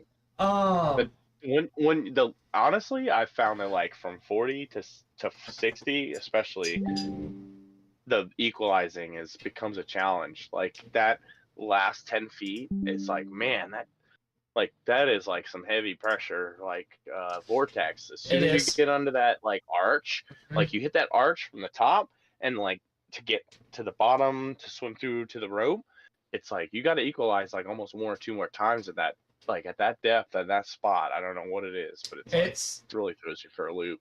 So we, by the way, your sister said, go visit Colorado ASAP. It's so fun. Besides Floridian lungs and that altitude, 2 blocks of water almost died. Tell mom and dad to retire and sell everything, and then I can go to Colorado. But we were out there, and she was also newer in the sense that she hadn't been around a lot of teethy critters. She had never seen one, in fact. She'd never been around one. And we were on, so the way that we would do our dives, and you're going to think we're crazy for this. When we would start our dive day, our first dive of the day was to 85 feet. 80 to 85 feet was our first dive of the day, our first dive spot. I feel like the first dive is always the best, though. So we found out that if you start deep and work your way shallow, it's a whole lot easier than starting shallow and working your way deep. Yeah. That's what worked best for us. I'm not saying that's what worked best for everybody, but that's what worked best for us. My first dive is always definitely the most comfortable, like deepest, longest dive. So we had hit a coop, and you know what coops are out in the Gulf. They're an 8 foot long by 4 foot wide by 4 foot tall industrial chicken coop, and that's what they would sink, and that's the artificial reefs. So we're trying to hit a target 8 foot by 4 foot. And we're having to swim down 80 feet in current to hit this target. So we're trying to get her first ever red snapper. She'd never shot a red snapper before. And season was ending. And we had started at 80 feet and told her, like, hey, if you can't hit bottom, if you can't do this, if you can't do that, that's perfectly fine. We would go down, came back up. The thermocline's at 40. If you can hit the thermocline, then red snapper will be there. Like, even though it's 40 feet off the bottom, the red snapper will be that high in the water column. So we were trying to get her this red snapper. I had my camera all day. We hit like 3 or 4 coops, hadn't seen a shark yet. And we get on this coop that was still in 80 feet of water because they hold bigger fish, and they would typically come closer to the surface the deeper you go, oddly enough. But so down at like 60 feet, there was a school of mangrove snapper. And everybody was passing them to go for the reds because we were trying to get her red snapper. So I had my camera in my hand for like 3 or 4 hours at this point. I told David and Michael, like, hey, I'm putting my camera in the boat and I'm going to grab this little stub gun. A short little spear gun. And I was like, I'm going to go down and I'm going to take a couple of those mangroves. Just get a few. All of them were, legal. They were all probably around 18 inches long. So I was like, I'm just going to go down and pop a couple of these mangroves. So we had 2 ropes off the back of the boat. And David and Michael were on one side, and the other side had me, Darlene, and one other person. I think it may have been Ian at the time. And David would take a dive and he'd come up and I would safety him. I would take my dive and come up towards the back of the rope and we would just like move through a line. So like you always had somebody next to you safetying each other. And then as a last resort, we had this big orange tube at the back for you to aim at coming up. Slip your arm through the rope. You're on the surface, right? Until somebody gets back there to you. And it was like a 50-foot road off the back of the boat. So I put the camera up and I grabbed the pocket rocket, little stub gun, and I make like 3 or 4 dives. And there is a certain feeling you get when a shark shows up. Not everybody gets it. Me, David, and Michael definitely get it. But like you all of a sudden feel that you're not the biggest thing in the water. Yeah. Like before you ever see the shark, before you ever do something, like my head was completely face down. And at the same time, me, David, and Michael all felt like, uh-oh. And we just turn and look. And there was a 10.5-foot bull shark swimming at us. This thing was covered in cobia, like tiny cobia, Spanish mackerel. It had all kinds of fish around it, swimming on the surface. This was the best surface viz we had ever seen in the Gulf of Mexico. Swimming straight at us. I'm like, dude, this thing is beautiful. Then I remember, oh crap, Darlene's with us. She's never seen a shark. I don't want her first shark to be a 10.5-foot bull shark. Like, sandbar sharks are a very common shark species in the Gulf of Mexico, the northern Gulf of Mexico. Right. And they're like, no, they're aggressive. They're pissy creatures. But they get confused. They can't hurt you though. They can't hurt you that well. They get confused with bull sharks a lot. People will catch a sandbar and they think it's a tiny sandbar, or they think it's a tiny bull shark. And when this thing's on the hook, they are pissy creatures. And like they will snipe fish off of lines. They will do everything they can. So I really feel like bull sharks get a bad rap because people think that sandbars are tiny bull sharks. We've been diving around like 5 round up sandbars, spearfishing around them, and those were some pissy creatures. Like they would just swim up to the surface straight at us and try and take stuff out of our hands. It was crazy. But so I'm like, all right. Whenever I saw the shark, I immediately was like, that's a bull shark. Based on its teeth and its mouth, I was immediately like, that is a bull shark. So I make the connection. Darlene's never seen a shark. So do you know what you do when you see a shark? Do you know how to get a shark to go away? Before it comes up to you and you can touch it, or You after? swim at it. You swim at it. Yeah, you look at it in the fucking eye and you like Yep. put your hand out and push its fucking head away. Right. So you swim at it. And a lot of people don't think that that's correct, but that is very much correct. You swim Right. at the shark.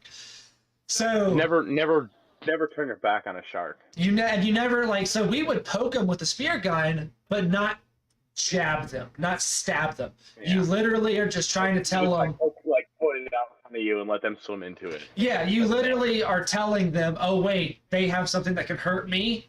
I shouldn't mess with them. Because if a shark gets injured, it's dead. Most of the time, I feel like if you didn't have their food attached to a line on the other end of your we spear didn't gun, they have- probably would have just turned around the second they saw you. Sometimes, yeah, I have had some come up to me unprovoked, and this was one of them. Yeah, we had been spearfishing, but like at this time, it had probably been about 15-20 minutes since we had shot a fish. Okay. So like this thing was just They cruising. were like waiting for it. They were like, "Get some more, bitch." It might Catch have, more yeah, fish. like, and it was just cruising. I mean, it wasn't. You can look at a shark and tell if it's aggressive or not. You can look at its fins. Like when you Yeah, are like around the these movement. creatures, yeah. When you are around these creatures for so long, you get accustomed to what they do. And Right. so like this bull shark's just swimming in. It's just curious. And I see it and I'm like, crap, Darlene. So I leave the rope, swim up to the shark, and I swim about 30 feet away from the boat, 30, 40 feet away from the boat, and it turns around and takes a chop. I follow it. I dive on top of this bull shark, follow it down. It's like 30 feet down, and I go to poke it again, and it kicks off down to about 60. I follow it again, take one more poke at it, and it swims off. And I come back up, and Darlene's like, was that a shark? And I was like, yes, it was a shark. And she was like, you swam at the shark. And David is like, yeah, Todd did everything correctly. Like he did everything by the book for taking care of a shark. but there's one thing he forgot. And Darlene said, what is it? And I threw my spear gun and said, I didn't have my freaking camera in my hands. And David said, yep. I literally put the spear gun, I literally put the camera on the boat 4 dives later. That shark Dude, showed up. if you're gonna interact with a shark, you gotta have the video going, man. Like, Rule number one. I didn't have a GoPro on my mask. I didn't have my camera in my hands. All I had was a short spear gun about this big, and I chased that bull shark away. Oh, that is the question from earlier. Like, how do you like sharks? Well, I do not care to be in the water with them unless I have my camera. If I have my camera, Everything's I worth will it. willingly accept an encounter with a shark. Other than that, don't really care to see one face to face. Not gonna lie. I'd love to watch that. It's not being like eating distance of one if I didn't have my camera. I have been not stranded. I have been 60 feet behind the boat in the water by myself with an 8-foot sandbar with nothing but my camera in my hand. And that was a lot of fun. I'm sure they're just as threatening as most sharks, but for some reason they just don't sound very intimidating. What, a sandbar? Yeah. They are, man, I think I'm more intimidated by like tigers and like bull sharks and stuff, but it could be miseducation. Hey, I'm gonna do something real quick. No, sorry, because I gotta take another intermission. You want to like take 5 real quick? Yeah, I mean, I was about to wrap it up. And we've been going for 3 hours. Okay. I was gonna show you this video real quick, and yeah, I know, right? It goes by pretty quick. I was gonna show you this video real quick, and then I was gonna wrap it up. And let me see here. You can still see my screen, right? Mhm. Okay. So this was the 8-foot sandbar that I was by myself off the back of the boat. What's at the top there? What was that? That was the rope off the back of the boat Okay. So that we would use as a lifeline. That we they would all kind kind of do look like tiger. They got quite a bit bigger tail, but the fins definitely look like tigers from the top. He was just cruising. Cool. He was staying about that distance away from me. This was also shot at 24 millimeter, at a 35 millimeter. So this is your camera? Yeah, this was Not the the GH5. GoPro. This was the GH5. Pretty good. The jellies? Yeah. Oh, those are jellies. Dude, what a good why have I not seen this until now? Have you not done anything with it? Like, have you not posted this at all? So I think I posted it on, Dude, that shot going past the moon jellies is like gold. Really good. So I posted it on the Sync Phase page a long time ago, and I think I put it on my TikTok a long time ago, but I haven't done anything with it since. Like, it was a long time ago that this happened. I'm probably like a year and a half, 2 years ago that happened. Wow. I dig it. That shark swimming past those moon jellies is like fire. You can tell Really us good the B-roll. you can tell us the GH5 because of the horrible autofocus. I like it. I love when things focus in and out like that. I like it too, but whenever it just grabs onto nothing, it was bothering me because I was trying to keep it in center of the frame as much as I could. Hey man, it's what makes you creative though. Like you get like some footage, it's like everything's out of focus. You just like start working with transitions, like kind of like flip flop between the two and make it good. It's oh god, I don't know what the hell that was. Oh, stop it! I don't need to do that. Reset. Okay. Oh my god. Okay. Well, I'm just gonna scroll up this way. I was gonna say, did I have like one more question for you? I don't think so. I think we actually went through everything. Oh yeah, you ever had a run-in with cops where having your camera on your hands got you out of it? Dude, that was the question I was looking forward to the most. Honestly, it's the only one I had like an answer to like ahead of time. Give me the story. When did you having your camera in your hand get you out of a cop dispute? I literally have at least 5, like 6 maybe. That like it just saved my life from all kinds of trouble. I think I've only got two. Hit us with them. Hit us with them. All right, so you know what steel wool is, where you like Yeah, put steel yeah. wool in an egg beater and you spin Yep. it and it traces the lines. Long right? exposures. Yep, So yep. All right, so me and my buddy went out and like we were just like it's like 3 a.m. We probably went out like midnight and like ended up places like 1 to 3, like spitting fire, like you know the normal thing you do at 3 o'clock in the morning. And we were on this overpass, like literally we were just driving through Niceville and like saw this bridge just like passes right over the fucking road, and the hill, like the road goes downhill and then goes uphill, but the bridge is like right at the bottom of the hill, and it's just kind of perfect. And I was like, yo, get on that bridge and spin wool and I'll shoot from the middle of the street down here.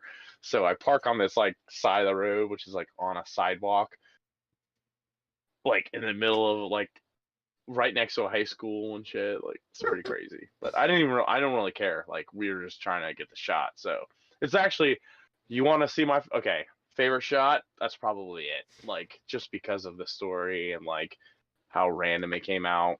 You're not gonna. I mean, it's so far. I don't even know if it's on my Instagram still.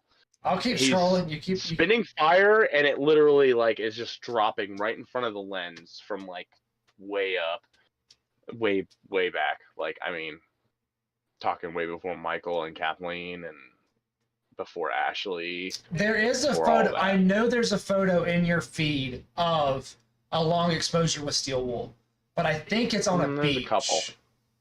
The one that I'm thinking of, I think, is on a beach. I think that was my first one. So there's that What you're one. thinking of? That's my front yard. Someone parked a fucking bobcat in my like a full-on ground digger in my front yard, and I was like, you have no idea. We're what making you just use did. out of this. You have no idea how much you just helped me by leaving this in my front yard overnight. This is the one that I was thinking of. Nope. That was Grayton Beach. It was like our third or fourth. Yeah, I don't think it's. Wait, slow down. Keep going. It would probably be around there somewhere.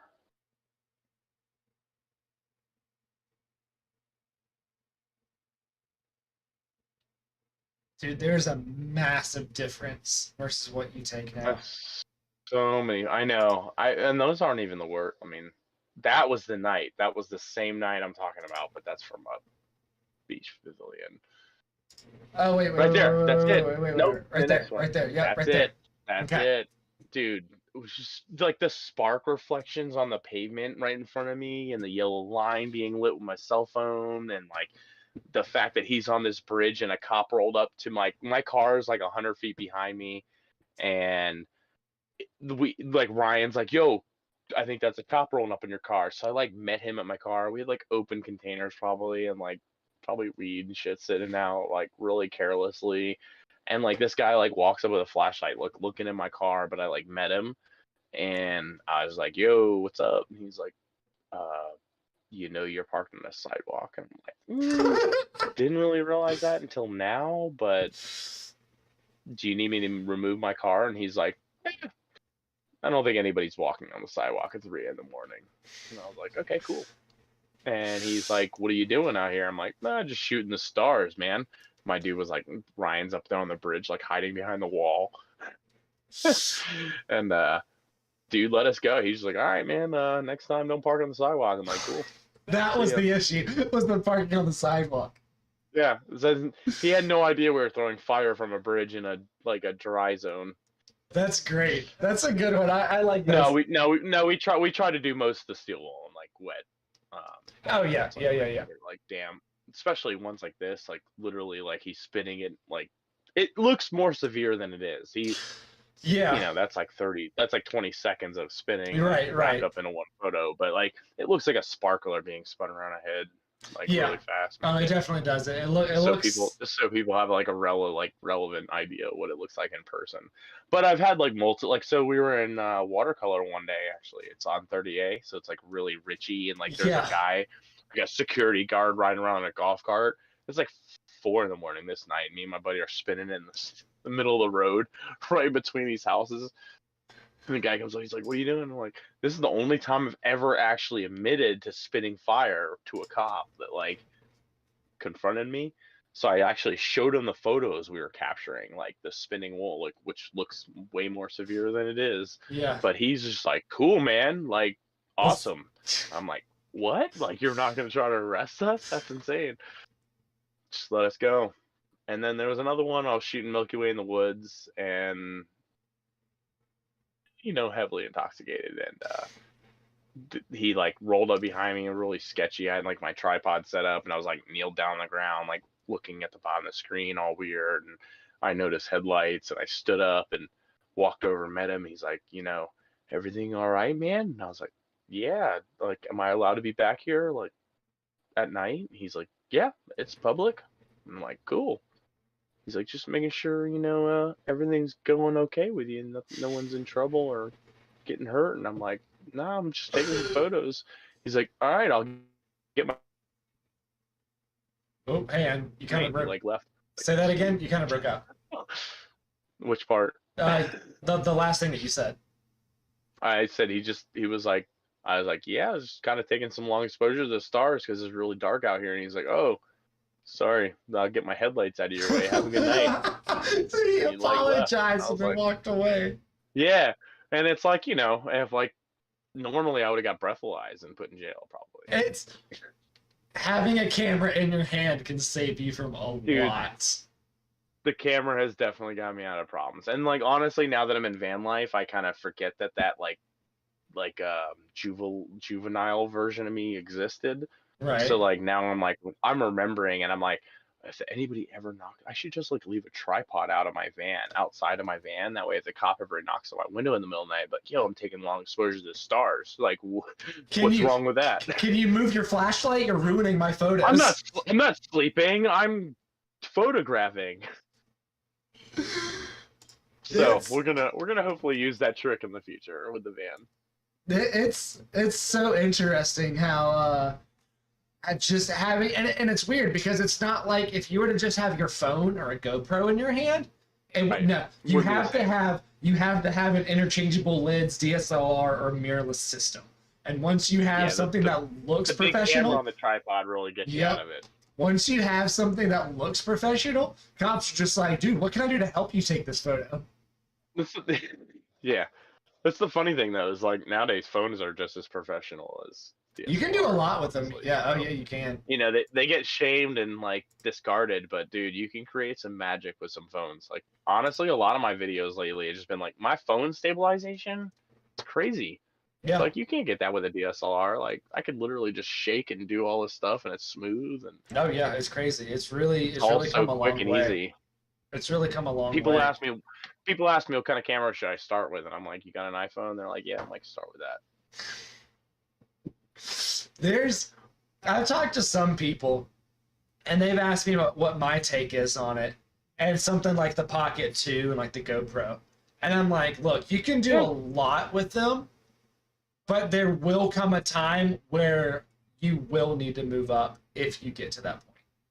Like you can do Honestly, lot. I feel like the GoPro is way beyond most people's means. Like you have to go out of your way to like use a GoPro to what it's like. You definitely can. Like, It's if you're just gonna film stuff with a GoPro, then it's not really ideal. But if you're like action sports and like adventure and do wild things, then GoPro's obviously probably the best solution. But yeah, the iPhones, like if you're just trying to go out and snap pictures of the beach, like unless you're gonna go out at night and like try to get into like that low light, like stressing the camera out and like really getting into the creative side of things and like learning manual functions, dude, iPhones are way better than any camera you'll ever buy. Or Galaxies or whatever. Elston just dropped in. Oh, about time. Now we're about to end the fucking interview. Asshole. We've been going for true friend you are. For over 3 hours. He's talked about you like 4 or 5 times. Webster, you missed the shout outs, bro. We had your photos up on the screen with your handles and everything, trying to shout you out, and you show up at the end. It's perfect. Absolutely perfect. Wouldn't have it any other way. Hey, I'm glad glad you stopped by though. Oh yeah, I'm very glad that you stopped by.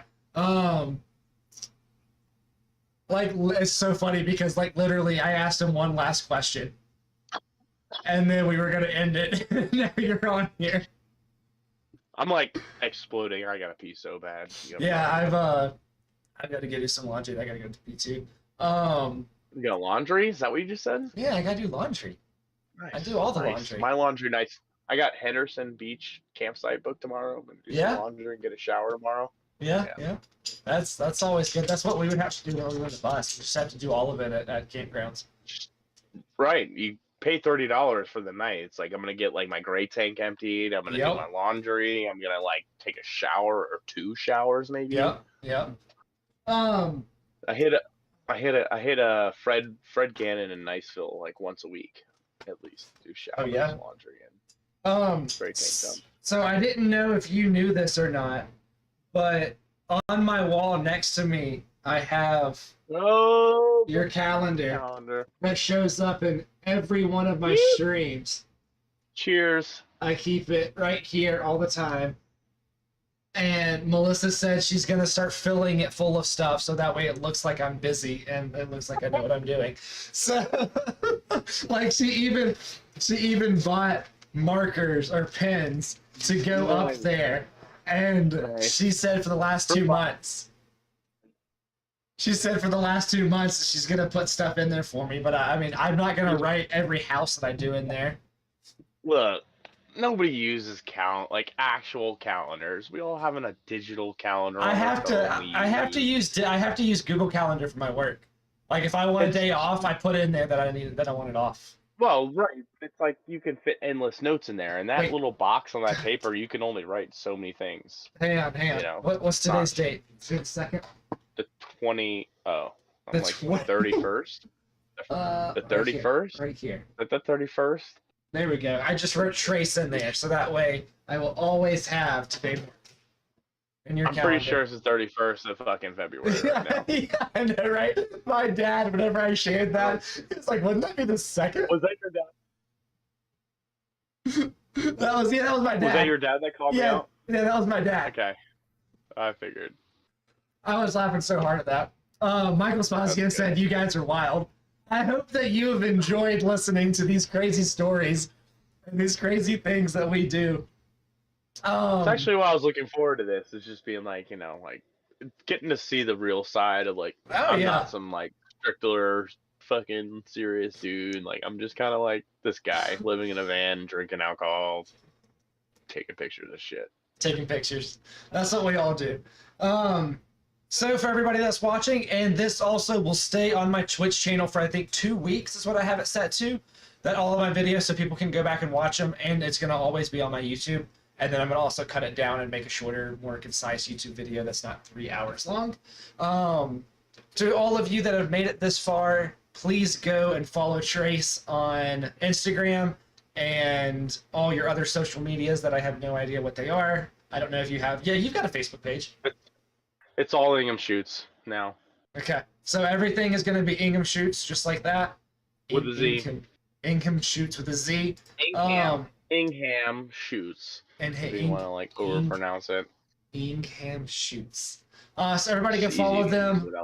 Yeah, it is. I couldn't pronounce your last name for the longest time. I'd always get it I'd always leave out 1 or 2 letters. I don't know why. Add a couple letters, leave a couple out. Exactly. So everybody go follow Trace. I hope you enjoyed this interview. One last thing. What the hell is hanging behind your head that has been there for the last 3 hours? This guy? Yes. It was like, should I take this down? He's probably going to wonder what the fuck this is. I wondered, but I was going to leave it for the very last thing. All right. So, this is a raccoon hat. I'm going to take the headphones off so I can't hear. This was me and Ashley bought these in a Bumblebee gas station in Fort White, Florida. And they're handmade raccoon hats. Like it's real raccoon. That's really cool. Made into a hat. And, and it was kind of like this thing where we just saw them. We're like, that's so redneck in Florida. Like, we got to do it. And we did it. And we, like, rocked them for a while. But it's, it's one of those things, like, I can't throw it out. but like looking at it kind of hurts my heart a little Yeah, bit. yeah, yeah. Well, But like I'll the put it whole... on for you guys. Okay, yeah, go ahead. You Go want to ahead. put it on? Yeah, I'll go put it ahead. on. Absolutely.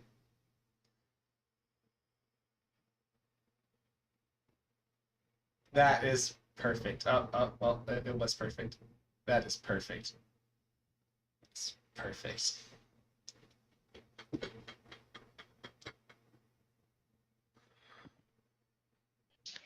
That is absolutely Put it over. perfect. Check that out. So the I whole like that. time it was back there, though, it looked pink because of the Christmas lights. So that's what really threw me off, that it looked pink the whole I was like, time. it's in a really weird spot. It just happens to be in the background. I'm like, I know I should take it down or they're going to ask me about it. Oh, absolutely. I was the whole time. I was just like, I wanted to ask it now. I was like, no, I'm just going to wait till the very end. It's basically as Fort White and as Florida as you can get, you know. But with these kind of make it look a little weird, but It looks great. Your mom said you look like a serial killer. So that's what I was going for. Chicks are into serial killers, you know. So yeah, it white works. girls love true crime. I will tell you this real quick. Kind of tend to act like one too, I think. So I was listening. There's this YouTuber called Rainbot that I really like listening to, and she does true crime. And I listened to her, like one of her videos that talks about a lot of different stuff. I went into a house that was vacant to take photos of it when she started talking about a house that had a squatter hidden in one of the rooms, and when people walked into it, like, he jumped out and killed them and got like 2 or 3 people that way. I'm listening to this in a vacant home. So I called Melissa and she was at work, and I was like, hey, I need you to stay on the phone with me for about 20 more minutes while I finish this house. Just like hang out. I was like, and she was like, are you all right? And I was like, I'm in an awkward situation here. Like, I don't want to admit what I did, but this is what I did, and I just need you to stay on the phone with me so that way I can finish taking this house and just Funny. finish doing it quick. So she stayed on the phone for like 20 minutes, and afterwards she was like, stop listening to Rainbot when you go into vacant homes. And I was like, I know. Oh, that was really funny. But all right, I'm gonna go Yeah, I ahead miss and... you guys. I know, we miss you too. We miss, there's several people down there that we like actually miss. And we're like waiting on people to come visit us. We're waiting on a chance to get back and visit you guys. And we got to get back in the water next time we're down there. Because that's like killing me inside. But I really want to say thank you for joining me today. And I hope everybody enjoyed it. And I guess that's going to be it.